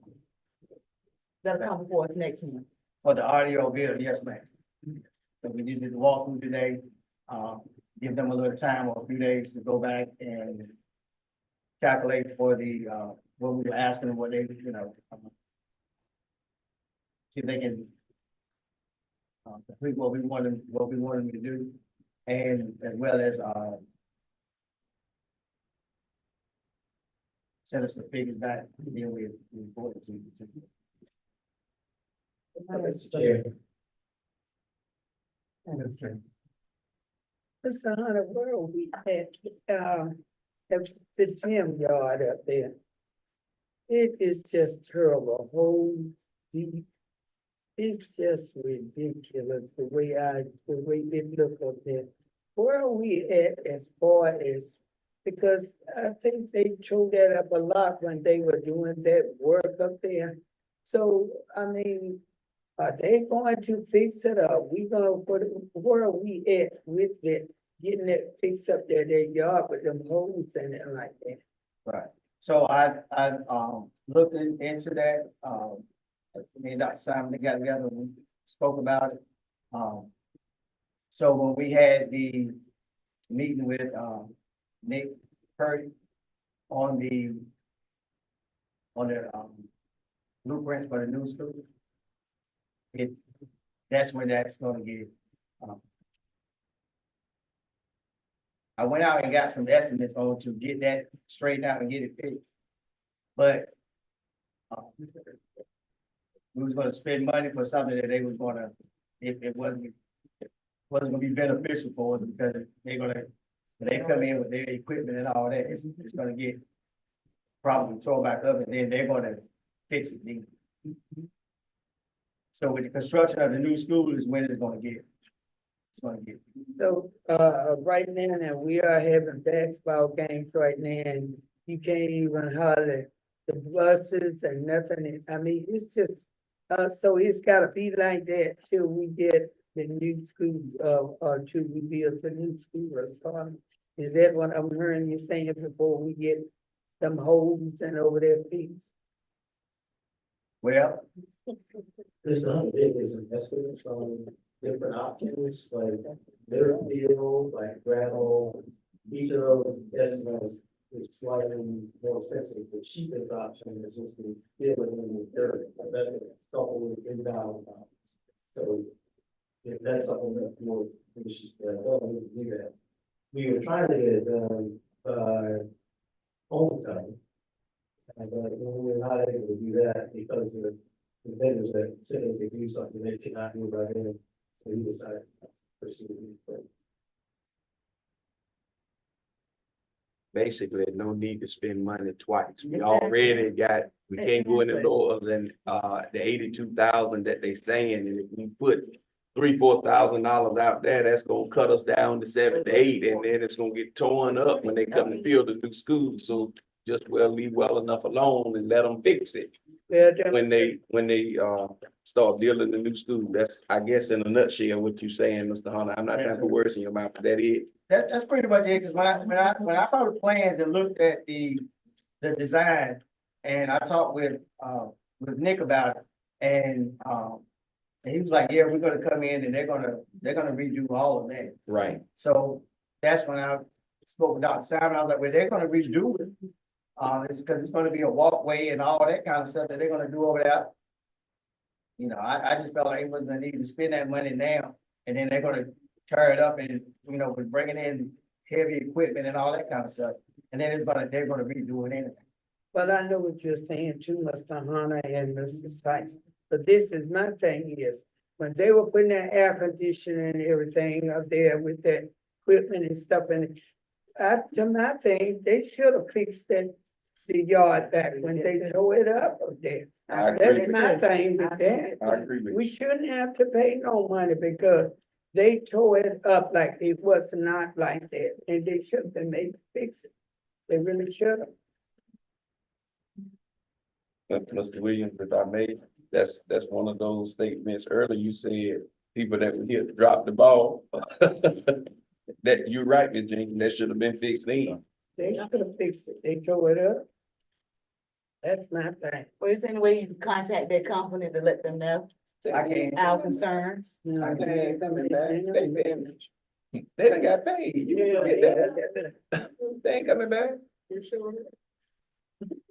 They said they've completed the project. We've gotten our check. They through. I don't know. They might, out of good faith. You Mr. know. Chair, Mr. Hunter, if you go back and talk about the children for the middle school and the federally urgent need in terms of how long it will take to do that, and also the funding source that you have for.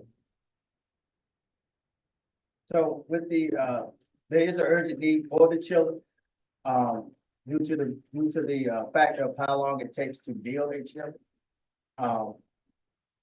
From what I was hearing from other companies, that's one that I'm just assuming with this part. That's maybe one of the reasons why we didn't get as many bids come in, because of the time frame for having a chiller built. This particular company is saying that they're looking at 38 weeks to have the chiller built. So the sooner we can give them a response, the better off we'll be. When you do the math, we're looking at about 9 months. And in 9 months will be when school starts, and then the 2 schools will be provided. And can you also talk about the funding source for that? That would be PRC. 181, is what we'll be using for that.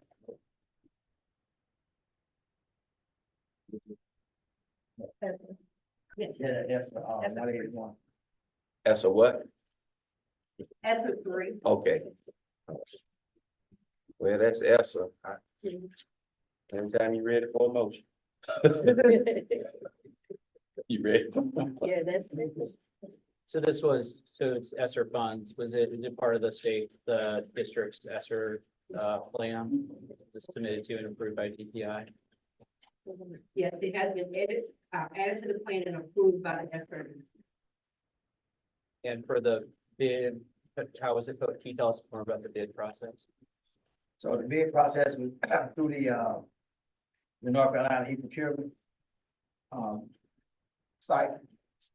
That's where we registered it at, and we put it out on November the 21st. And we received, it ended on December the 8th.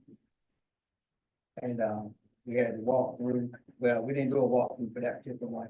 That one was by appointment. So this particular company came out, we had a couple other companies that came out to meet at the site to see what it is that we were looking for. And but they were the only ones that sent in. And were the specs and everything attached to the new part? Was it also posted to the NC Hub website? There, with ESSER funds, there's the obligation to seek, take affirmative steps to seek minority and women-owned business participation. And usually that's done through posting RFPs on the state of North Carolina has a website where you can post RFPs. And that's one of the best ways for districts to show that they've taken those affirmative steps. Was there anything done in that regard? Well, I put it in that. When you log in, all of them are in there together. I thought they were all 100%. When you go in and upload the And that, yeah, it'd be separate. That's one of the biggest issues with the use of ESSER funds. It's the taking affirmative steps to seek minority and women-owned participation. This is something I think we addressed in the spring with the previous operations manager, was the need to make sure that it's posted to the NC Hub website. It's not the only way to seek participation, but it's one of the most convenient ways. I mean, if the board were to consider approving this particular procurement, I'd recommend doing it subject to further attorney review. But also, I've got sample contracts that I can share with you too, with standard terms with Lunsford sex offender registry checks and that kind of thing. But one of the keys is going to be making sure we've met all the bidding requirements for use of ESSER funds.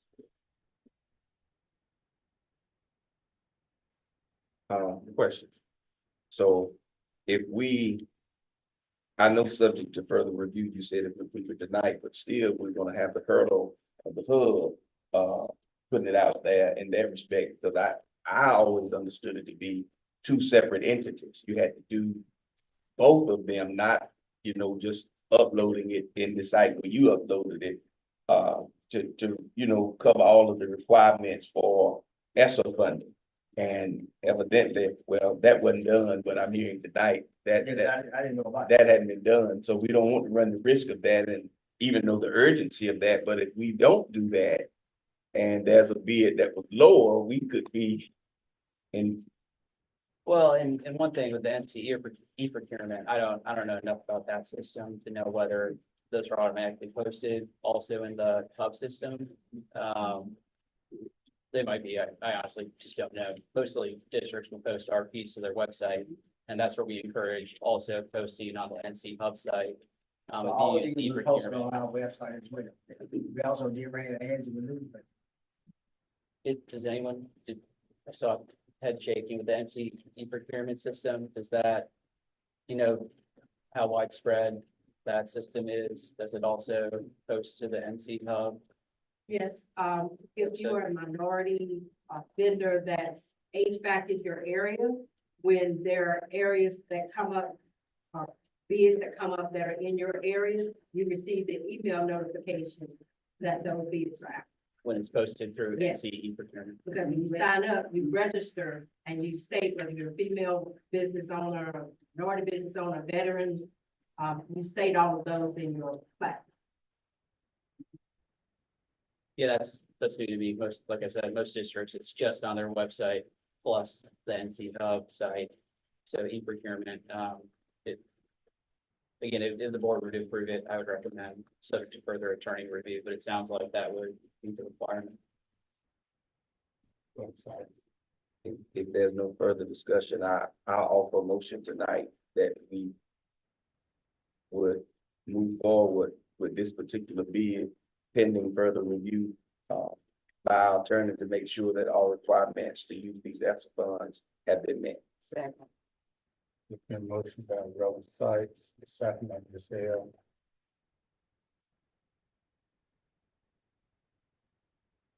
That the chiller purchase be approved based on making sure that we have met all the requirements necessary for purchase of a chiller. Any question? Any question? All in favor, aye. All right, Aye. Motion passes. Thank you, Mr. Thomas. Well, we have one more thing that the, I got a question about this other bid. I have a question about this other bid. Is that what you were getting ready to talk about, Ms. Hunt? yes, sir. Okay, I was reading through this and contractor will be responsible for assessing and or replacing any hot water heaters or water lines that need to be upgraded. And same thing with the electrical panels and installing new receptacles, where needed. If we're spending this kind of money, I think that should be an automatic. I mean, we need to do the upgrade of the hot water heater.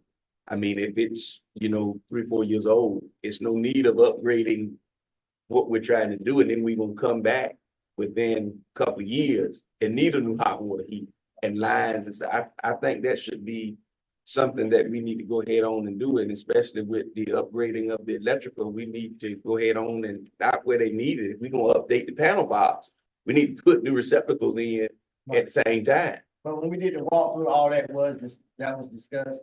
So that was, the contractors that came and looked, they were aware of that then, and they knew that we would, that's what we need. So that's what they're gonna, be doing, because the area where they're gonna be doing the work at, that's where there's gonna need a panel box, and all that stuff need to be upgraded. The hot water heater's not even in there, so they got to put one in. I heard what you're saying, but that's not what's written. Exactly. That's not what's written. It needs to be written saying that there will be I got an it. I got upgraded panel box and new receptacles. Okay, I got it. Not where needed. Right, Same right. thing with water lines, not where needed. We need to put all that in there new. Okay, I got it. I got it. I just don't want us to, I don't think we need to be investing $30,000 and it's where needed. We need to make sure the equipment is new.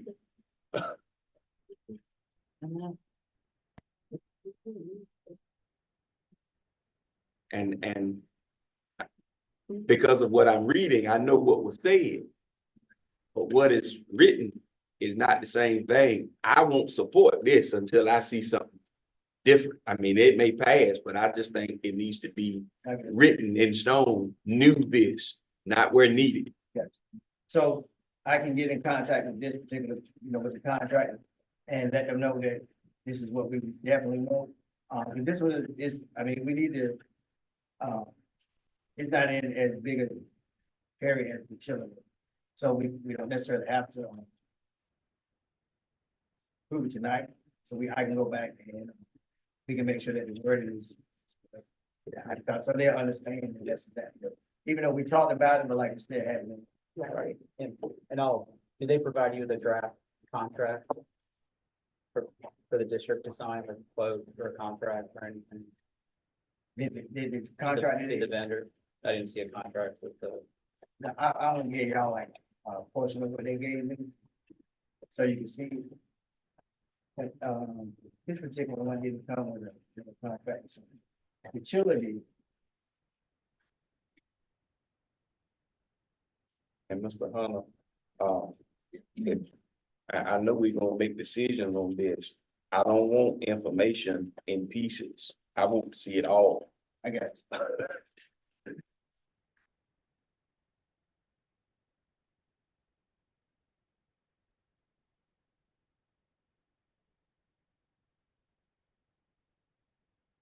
So I can get you a copy of that with the terms and conditions, because that's the only thing that I didn't from the tower company, heating and air. So that you can, you maybe see that. I got another question with that, Mr. Williams. How long has this company been in existence? Heating the tower, Yes, Tower Heating and Air. that's something I would have, I don't know exactly how. In talking with the owner, he's been doing this for over 40 years, but I don't know how long the company is still. Okay. But I did talk with him, he came out and did the site visit, and, so you know, in talking with him, I could tell he had been in business for 40 years, but not, I don't know about this particular. Did he give you any references of work that this company has done? I mean, to say, you know, just like other companies, you know, doesn't work for this district or this school, that school, were there any references of work? I didn't give him any references. Did you seek anything? Or you just went with the bid that came? Well, in talking with them, I just brought the U to bid that came, because that was the only one that we had, Okay, but, I didn't get any references from them at that particular time.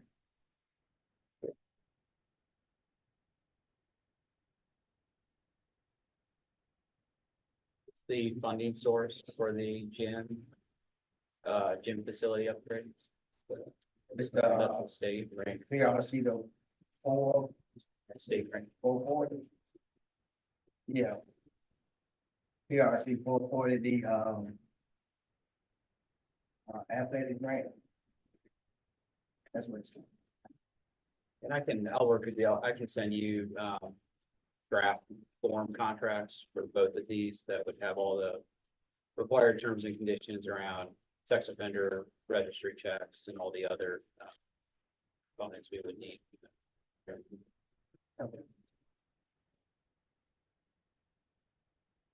and Mr. Williams, then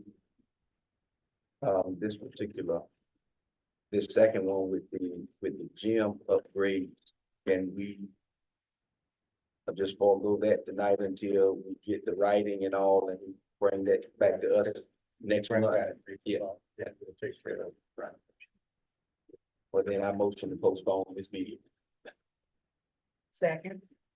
And motion proper staff to postpone the bid for the gymnasium facility upgrade.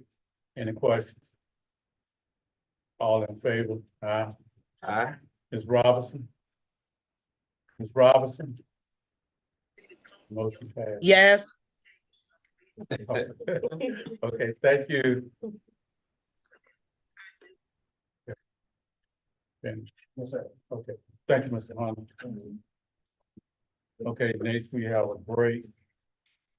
But do you want to go on public forum? Okay, public forum, we have someone, public forum. Yeah, we have two sides of the speak, the first speaker is Mr. Daniel Brooks. Ms. Brooks. Ms. Brooks. Yeah.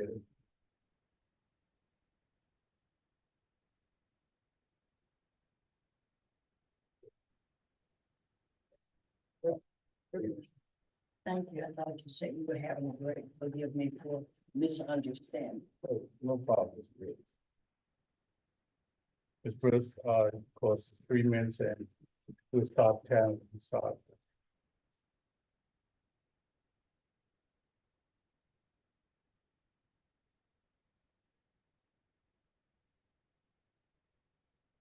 Good afternoon and are you ready? Yes, ma'am. Good afternoon and thank you to all who have assembled. Live your beliefs and you can turn the world around. This was penned by Henry David Thoreau.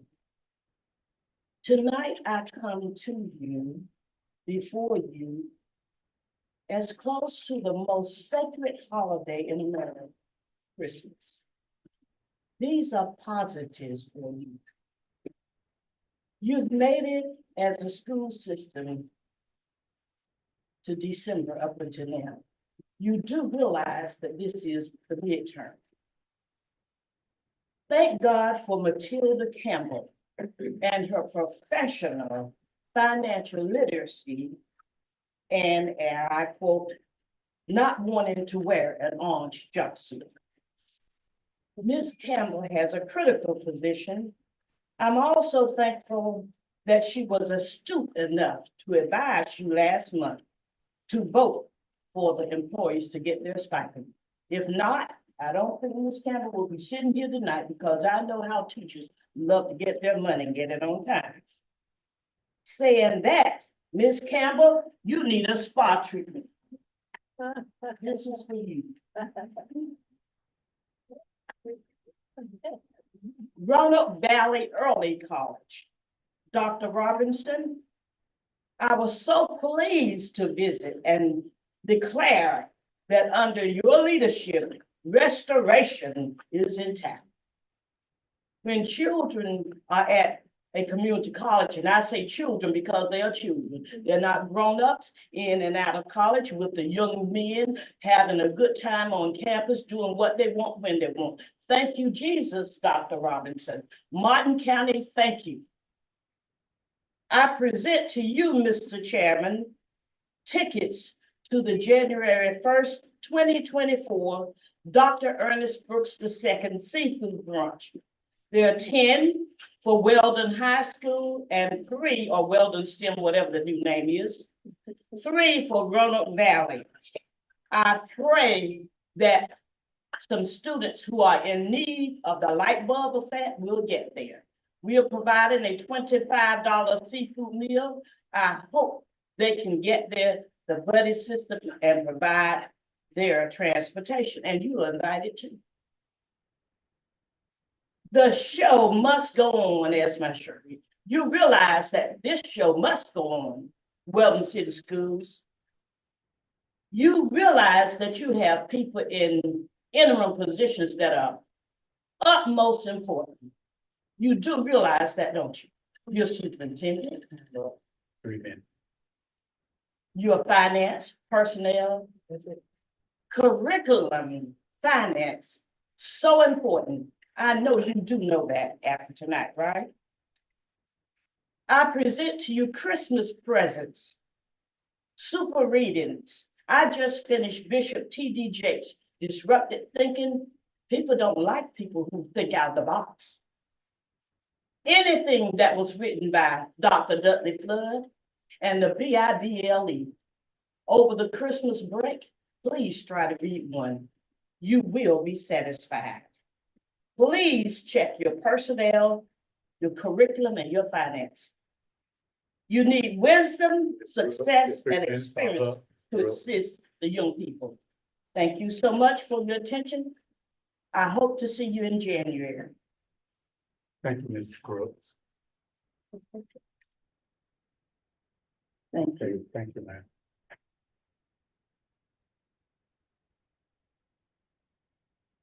Mr. Noah Davis.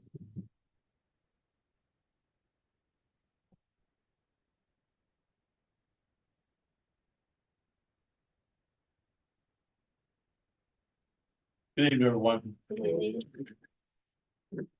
Board. Superintendent Simonton, I just have a couple of things I want to share with you tonight. The first thing is that I want to share with you, a community service project that, we do with our alumni chapter each year of North Carolina A&T. And, we'll be partnering with Mr. Wood at the elementary school.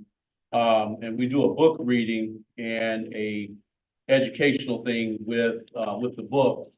And if any of you know the history, February 1 is the annual anniversary of the sit-ins that happened with the 4 A&T freshmen in Greensboro. So we utilize this book, Sit-In, How 4 Friends Stood Up by Sitting Down, to do some things with the students there, just to help them with their history and understanding the importance of it.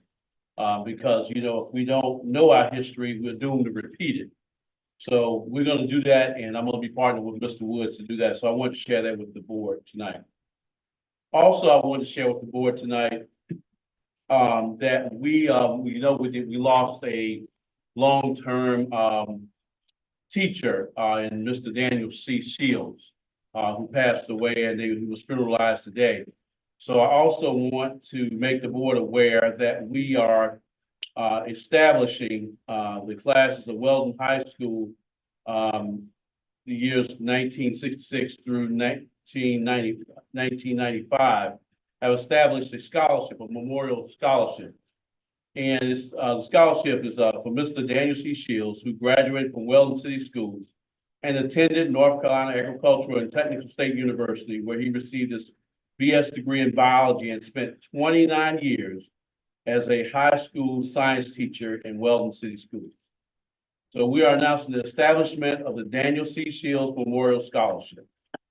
This scholarship will be a $1,000 scholarship awarded to 2 or more graduating seniors of Weldon City Schools who have accepted and enrolled in North Carolina A&T with a declared major of education or one of the STEM programs.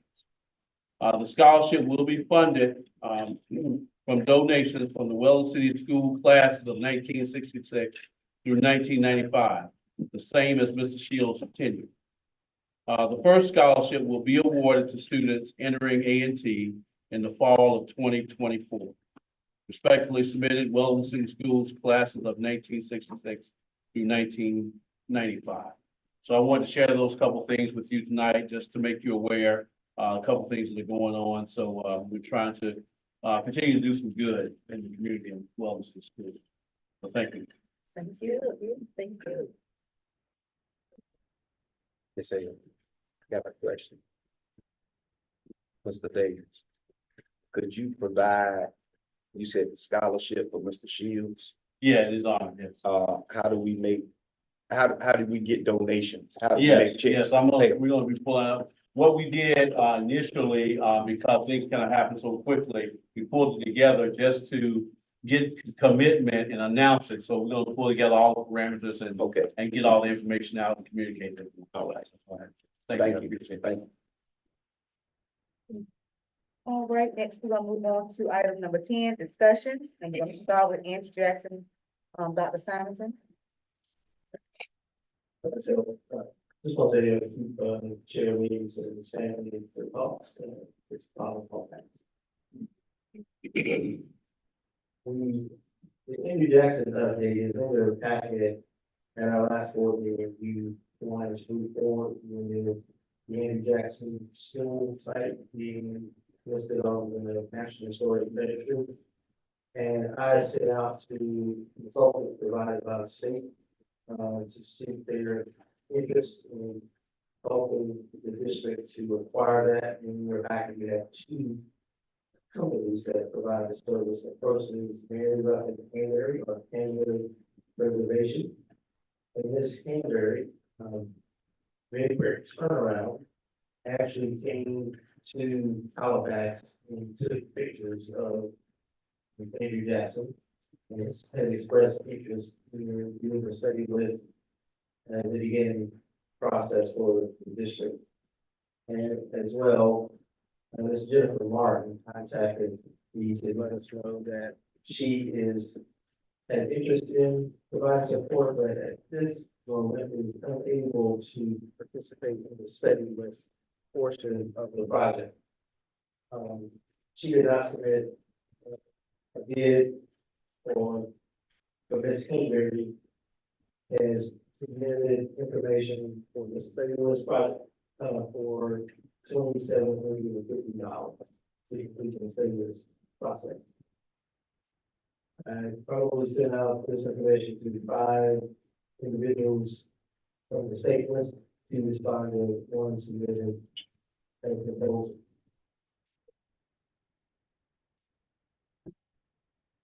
I'm gonna ask the board, have a vote, all in favor of, Ms. Hansberry? Hanberry, to be, to do our study. Is there all in favor, say aye.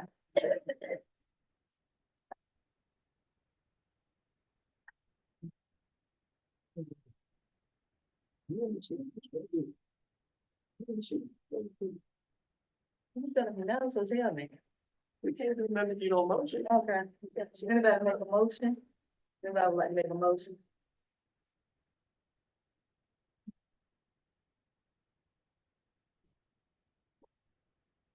Is there a motion?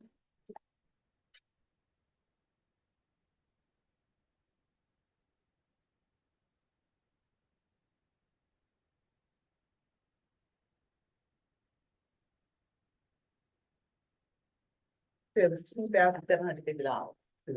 Yes.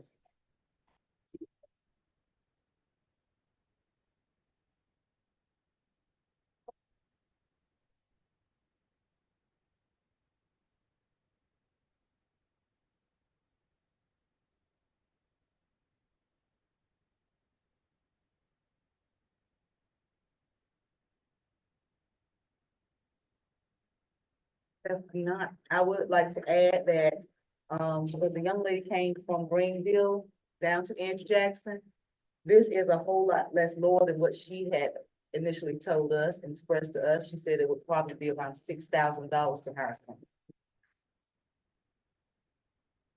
And this person is only charging $2,750. And, the next session for the National Register is in February. There would also be an additional cost for the application.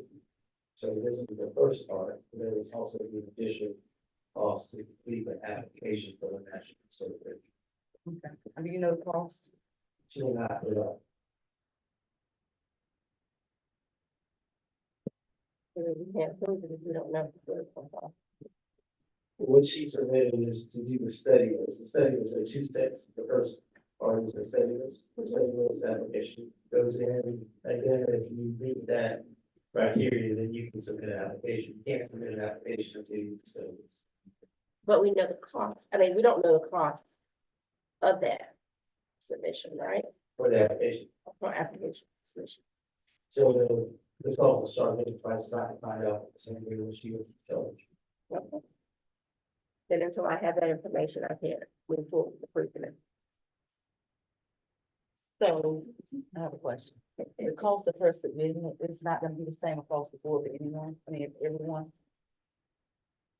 I think different consultants have different rates.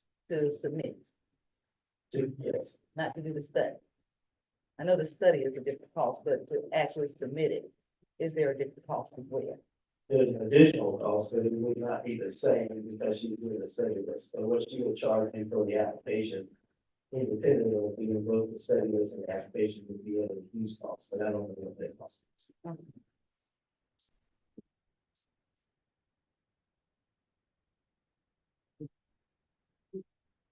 I have something to find out. Well, Okay. If you would, you provide the information to the entire board.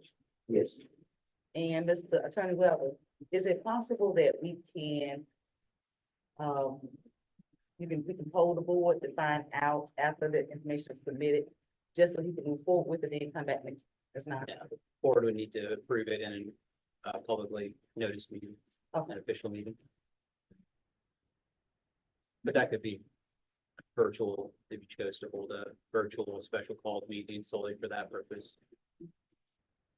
Motion to postpone until January's meeting.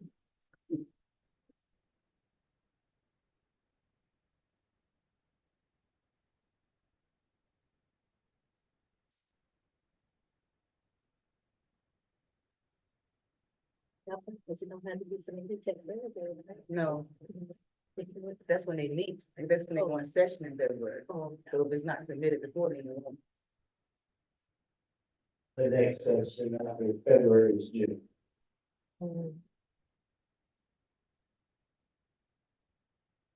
But it's the pleasure of the board. I don't have figures, so I can't move. On with approving something, I don't know how much it's gonna cost us, especially with this budget study that we're gonna present.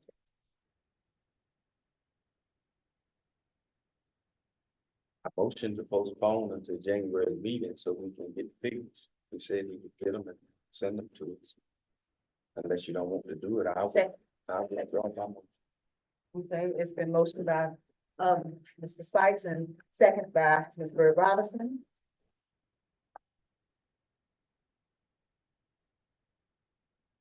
All in favor, say aye. Aye. All, any opposed? Motion carries. The next item, Ms. Jenkins, next please item- make sure that motion to postpone, it wasn't to approve. okay, I get it. All right, but Ms. Hale didn't say it, so I was Okay, just making I sure. get it. Okay. the next item on the list is CMAR, Mr. Bernard Hall.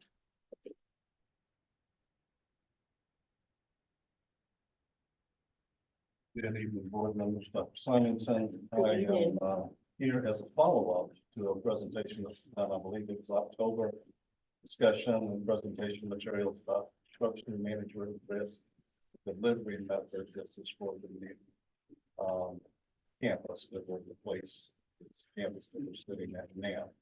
So Attorney Malone and myself and Ratio all came together and agreed the recommendation that we're making is to go with the CMAR delivery method. Attorney Malone, his firm did point out that this does require board action to use that method. So as construction manager risk, I believe Mr. Weber has provided a sample resolution which is required. So this is what we need to move forward if that is your choice.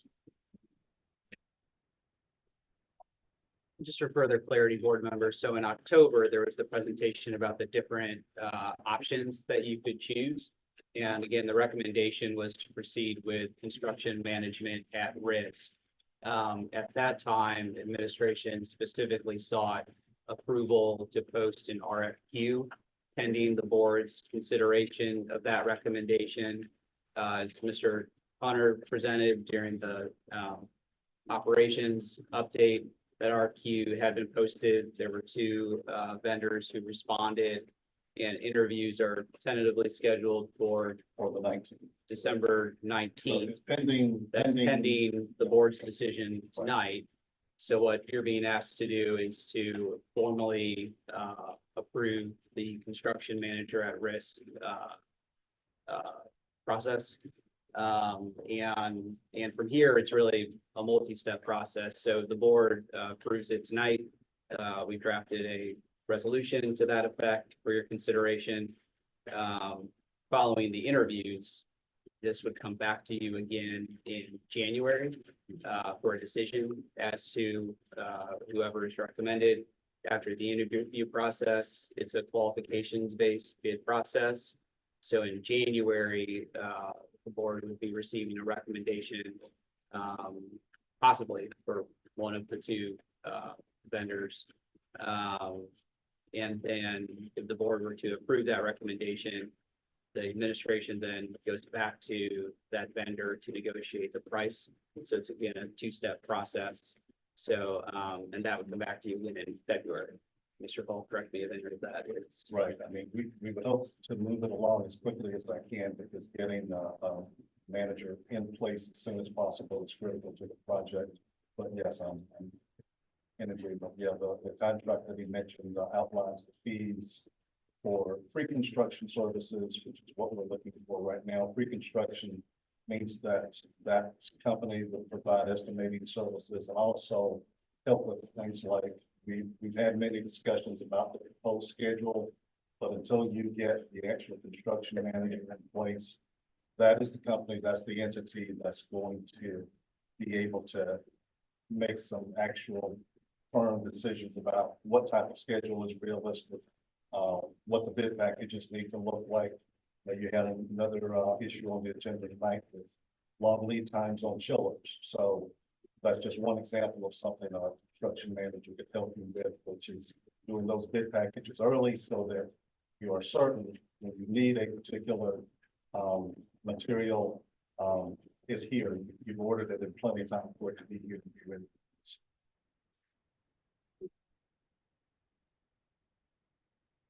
Is there a motion to approve the resolution for construction manager at risk?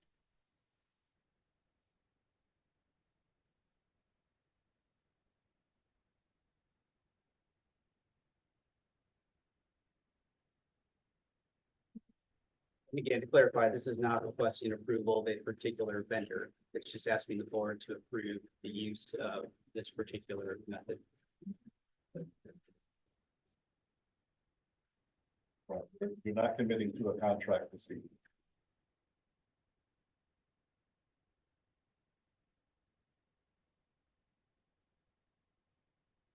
It is a critical step in the process. And that this coalition, the timeline that's required, necessitates the board to make a decision about the method by which the school will be built. And so tonight it's requesting for you to, you shall choose the construction manager at risk method for the construction. If not, that's what it's doing.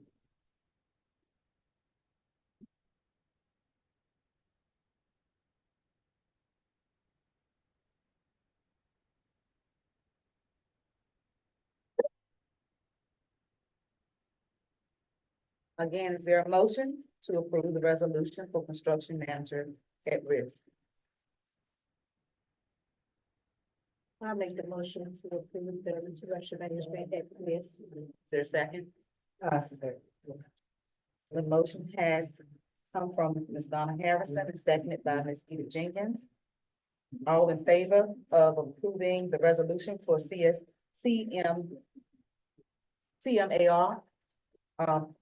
Say aye. Aye. Aye. Ms. K. A. Roberts? Aye. Motion is passed unanimously. Thank you so Thank much, you. Ms. Donna. Details will be forthcoming. Thank you. The next item on the agenda is the move process. Dr. Simonton and Mr. Hunter. Given the time and hour, we're gonna go do this pretty quickly, but we wanted to share with the board a process that we've been working on and it's coupled with the moving that is the move from this building from the high school to the middle school. And we had a presentation of where we said that you got in front of you the outline of this process. And there's a lot in this, we want to be very high level tonight, so just to give you to think about where we are, because probably once a month, we'll need some updates and more details about this. But just to get started, so what is this move process? The move process is on the slide, the first slide that we have. We are working to organize, coordinate, and execute the move process in the high school from its current location to its new location over the middle school. That is slated to begin July 1, at the end of the current academic year, and that will be until June 30, 2026. Now we pulled together some people who are working in their area and beyond. We call ourselves the Blue Committee, Mr. Hunter is our lead on this. Dr. Carpenter, Ms. Campbell, Ms. Skinner, and Ms. Evans, who's in child school nutrition, Ms. Felton, technology, Ms. Hopkins, the high school principal, Ms. Tyler, middle school principal, and myself. And so what is it that we need to do? And the next slide gives you a pretty brief overview of what needs to be moved. All of the curriculum and instruction materials, furniture, platform furniture, office furniture, file cabinets, everything in the building. Technology, desktop computers, Chromebooks, meeting boards, infrastructure, closets, wiring, access points, equipment, and whether it's expanding CTE, understand. Child school nutrition, cafeteria furniture, equipment, circuits. What do we do with all the things that are here that we want to need? Where does it go? And we're finding people. How do we move people? So this is how we're going to go through the rest of this. We have some options at the end that we want you to see. We aren't going to have a decision tonight, but we just want you to think about this.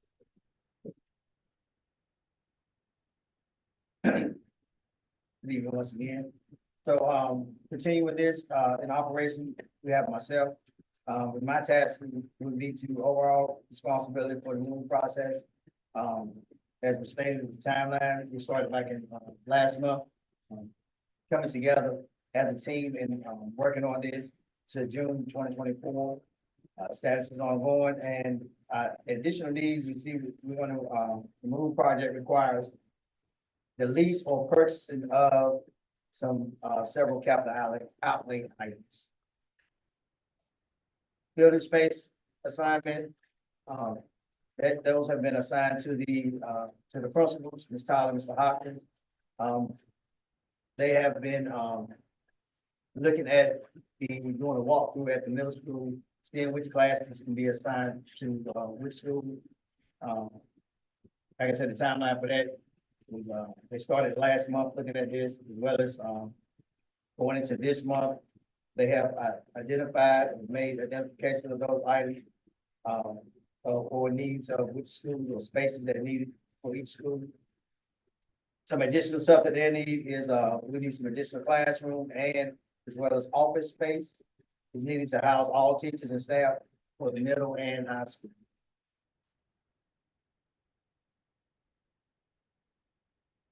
And curriculum and instruction, we have Dr. Carpenter. And, she's been tasked with ensuring that making sure that, teaching and learning process is minimally impacted during the move process. Inventory and transfer of the curriculum materials and equipment. We're going to start looking at when we come back from the break. Having, what can be moved at that particular time. Start that process of moving and where it will be moved to. So like I said, beginning, starting next month in January and continuing on to the end of the school year. Some additional stuff is determining, or additional needs is determining locations for central service staff currently located at the high school as well as the middle school. Technology. Responsibility goes to Ms. Gupton. Her task is to identify technology devices, equipment, and infrastructure to be moved from the high school.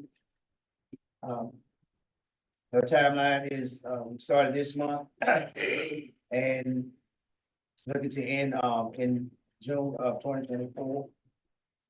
Some additional needs is to determine of available E-rate dollars and, vendors to support the move process.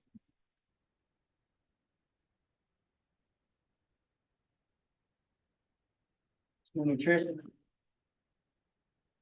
We have Ms. Edmonds. Her task was to make decisions about equipment and furniture in the high school to determine the status for next year. Our timeline is, starting next month through the end of, May or the end of the school year. She's already, or have already started discussions of this. And some additional needs, is to be determined.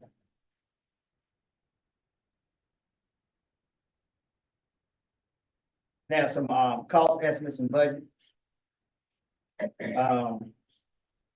These are some things that, myself and Ms. Campbell, as well as Dr. Simonton, we've been, looking at. Cost and the budget for some of the expenses that we need, that we have identified. related to the move, and, we use the Wells City Schools Financial Protocol. Timeline is, as I stated before, we started this month, leading to the end of, or to the month of July. Some additional needs would be board approval of requests or recommendations to purchase items needed for the move process. This is showing you some of those, costs that we've looked at. Or we have contacted is a movie company. We're estimating at, about 50,000. Modules, released.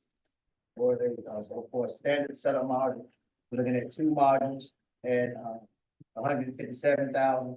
So that's equal to $364,000. A modular purchase is 2 of them at 213,000. We were looking at an estimated cost of $426,000. Some storage units, a 20-foot storage unit, $6,918, 18 cents. A 40-foot storage unit, $7,689, and that's for a 2-year lease. To purchase a 40-foot storage container, which is a shipping container, we're looking at about $2,835. Totaling all of these costs up, we're looking at roughly $840,000 plus.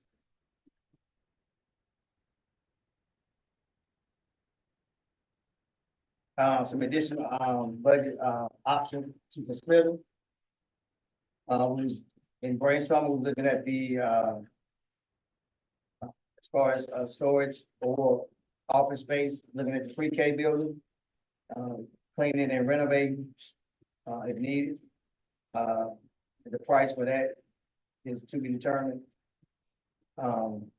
Making some changes with the renovations to the central services building for office space and cubicles. Price for that is to be determined.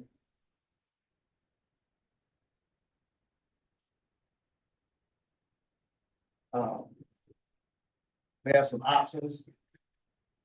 So option 1, the modules at the middle school, which I had already pretty much stated, option 1, where we had the lease of a module, $157,000 a piece. And they would be used for classrooms as well as staff offices. And the purchase price is $213,000 per unit, which would be $426,000. The option 2 was looking at the Weldon Pre-K building. And converting to some main office space, and then 6 to 8 classrooms. Some renovations that would be needed with some mechanical, electrical, technology, plumbing, carpentry upgrades. Looking at the doors, windows, as well as painting, and then we would have to get a contractor in to see what the cost would be. Option 3 is having renovated the central services building. We're looking to extend or create office space.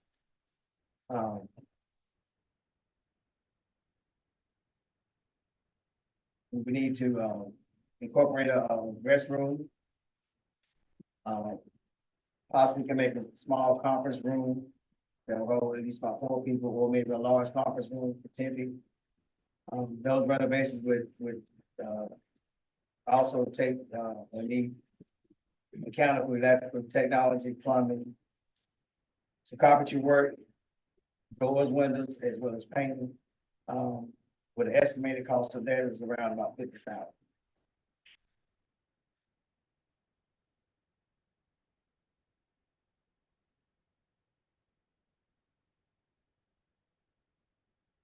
Next step.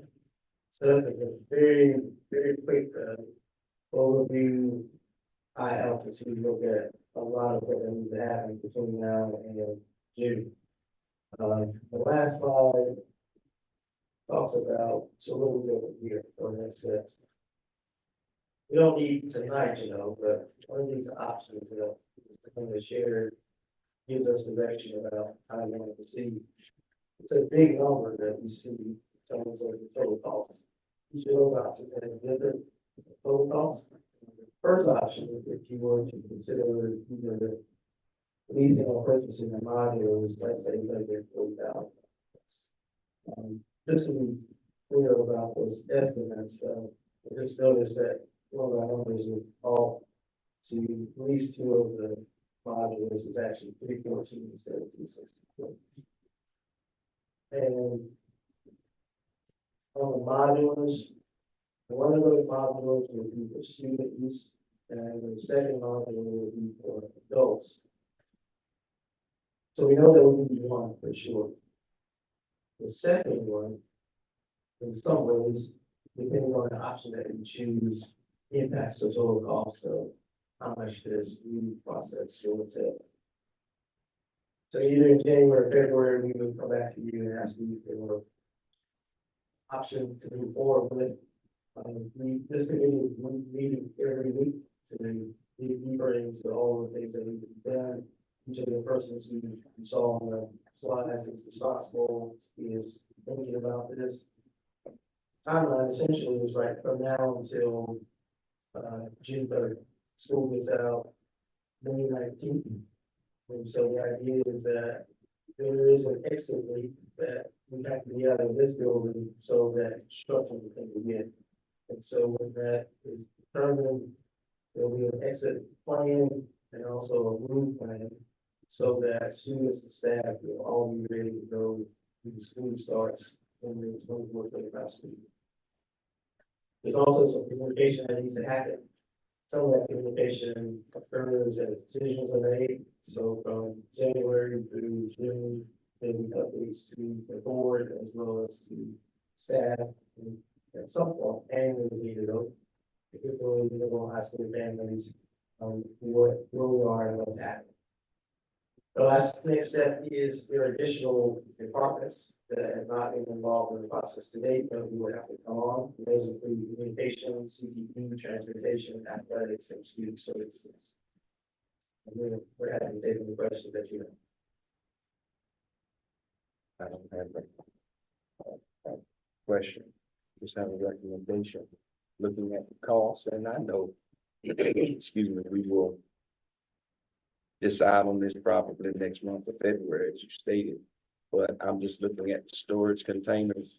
It just makes more sense to purchase because you're gonna save the money rather than leasing. So my humble opinion, I would say that we don't even need to look at leasing a container. We need to just purchase it because it's gonna be about $4,800 in cost savings. You know, the 40-foot one. Every, Yeah. in the same issue is modular. The differential between leasing and purchasing. And if we, just food for thought, I guess, if we purchase, once we build a school, 2 years, they only be 2 years old, we can turn around and, resell and recoup some of the money that we would actually spend. So it's not like, we would put in the hole and 2 years old, that's gonna still be real new. As long as we, maintain them good.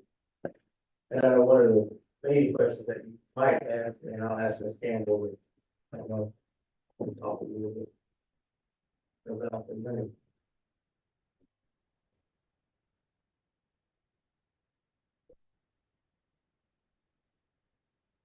Oh, I'm sorry. I thought you had a question to go with it.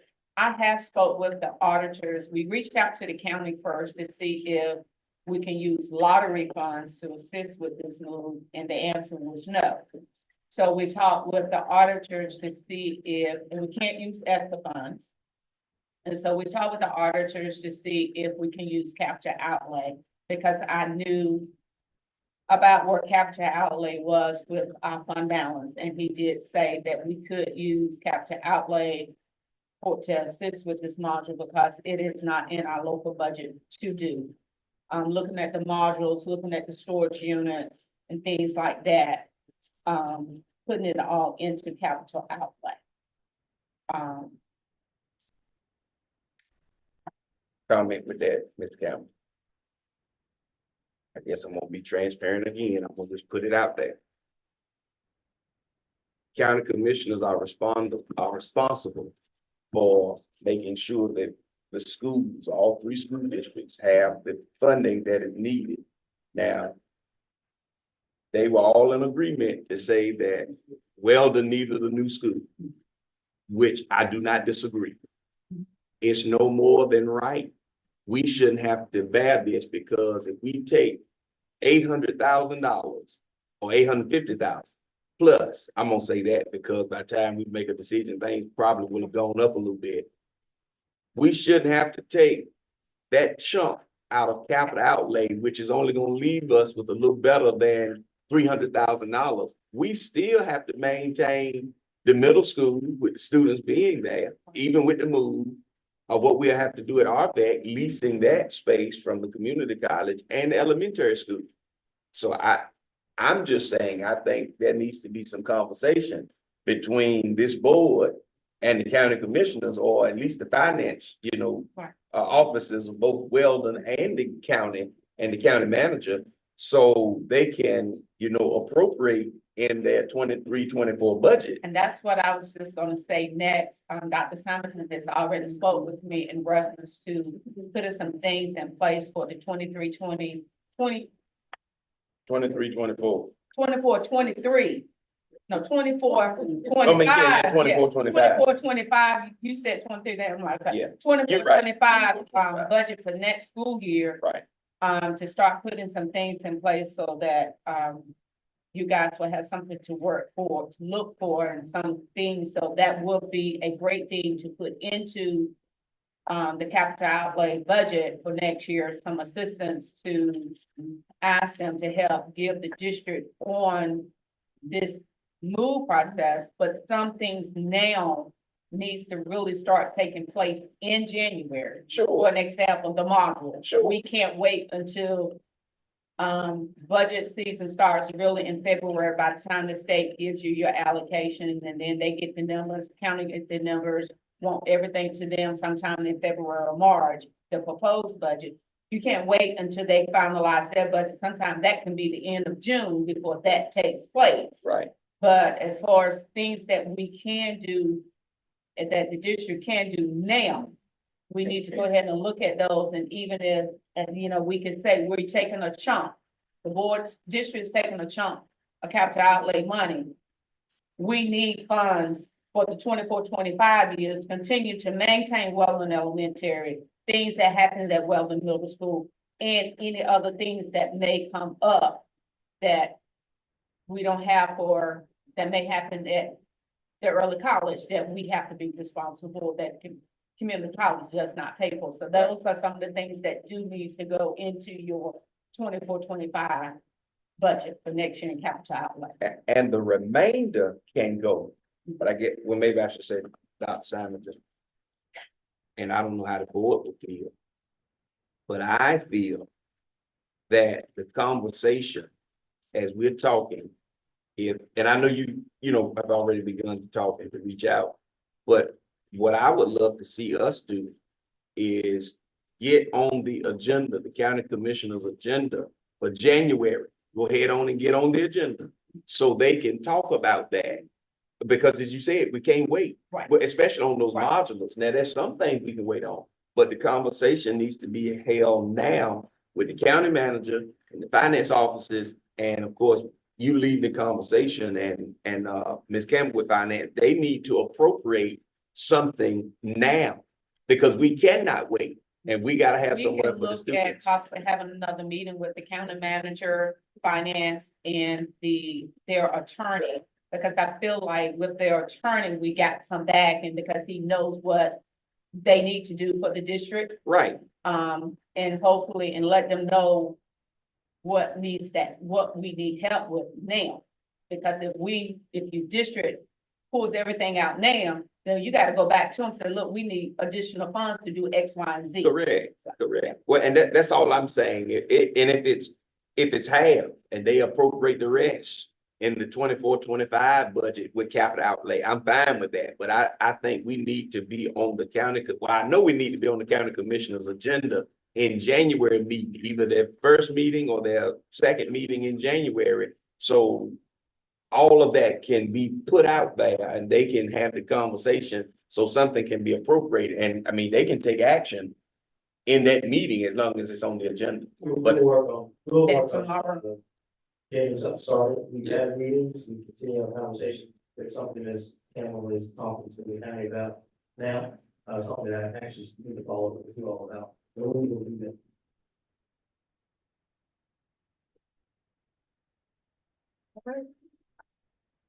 Okay, the next item on the agenda is the consent agenda. And is there a motion to approve the consent agenda?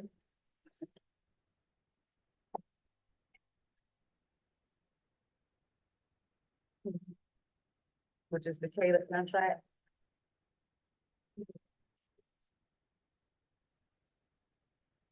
Was it included in our? Chair Williams had it. Who? Or Chair Williams had it. Oh, that's what I was asking. I don't remember seeing. I mean, Yeah, he had it because I remember seeing him sign it. But I don't know what he did with. He made the contract, but I don't know what he did with it. we ain't approved it. It was in his paper. you said So, that. it's an addendum, we receive additional dollars to support the pre-K bus monitors. I don't care. And that's what we're doing. But what she's saying is we haven't Yeah, seen we that. don't have it. He had. It wasn't attached to it. No, 'cause he came over and he. So that needs to be signed. paid. then. But I think he only signed one page of it. It's two parts to it. Okay. And I only saw his signature on one page. So Okay, you so get we back need, on the sign up for. Mhm. so I make a motion that we table the cater contract until the board has seen it. Yeah, because he only signed one page. Second. It's been properly motioned and second, properly motioned by Ms. Bird Robinson, second by Ms. Harrison.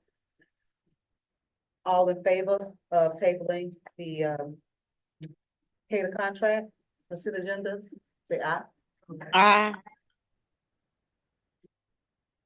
All right, the next is going to be board comments. Any comments? I want to say, I hope that you all have a wonderful holiday.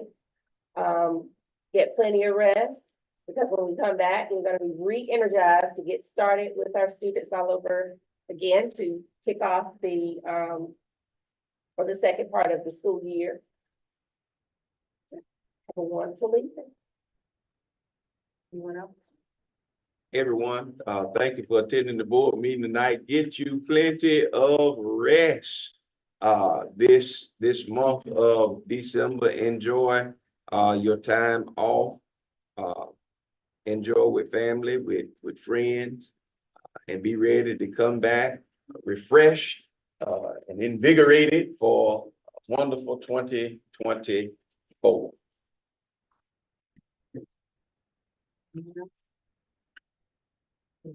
I would like to, just thank the board for giving me another opportunity to serve as vice chair for this, board. Want to piggyback on what Ms. Bird Robinson and Mr. Sykes just said. I would like you all to have a great holiday. Come back re-energized for next year. And last but not least, I ask that you all please keep, Mr. Williams and his wife and her family in your prayers. At this time, I'm gonna ask that we're gonna adjourn our open session and go back to close. Can I get a motion to go back into closed session? Make a motion that we go back to the closed session. Is there a second? Do it now? We have to read like the. It would just be for the same, since you recessed from closed, you're just returning to the same closed section. Second, it's been motion by Ms. Harrison, and second by Ms. Bird Robinson. All those in favor, say aye. Aye. Any opposed? We're back into closed session. Good night, everyone. Be safe in your travels. Yes, please.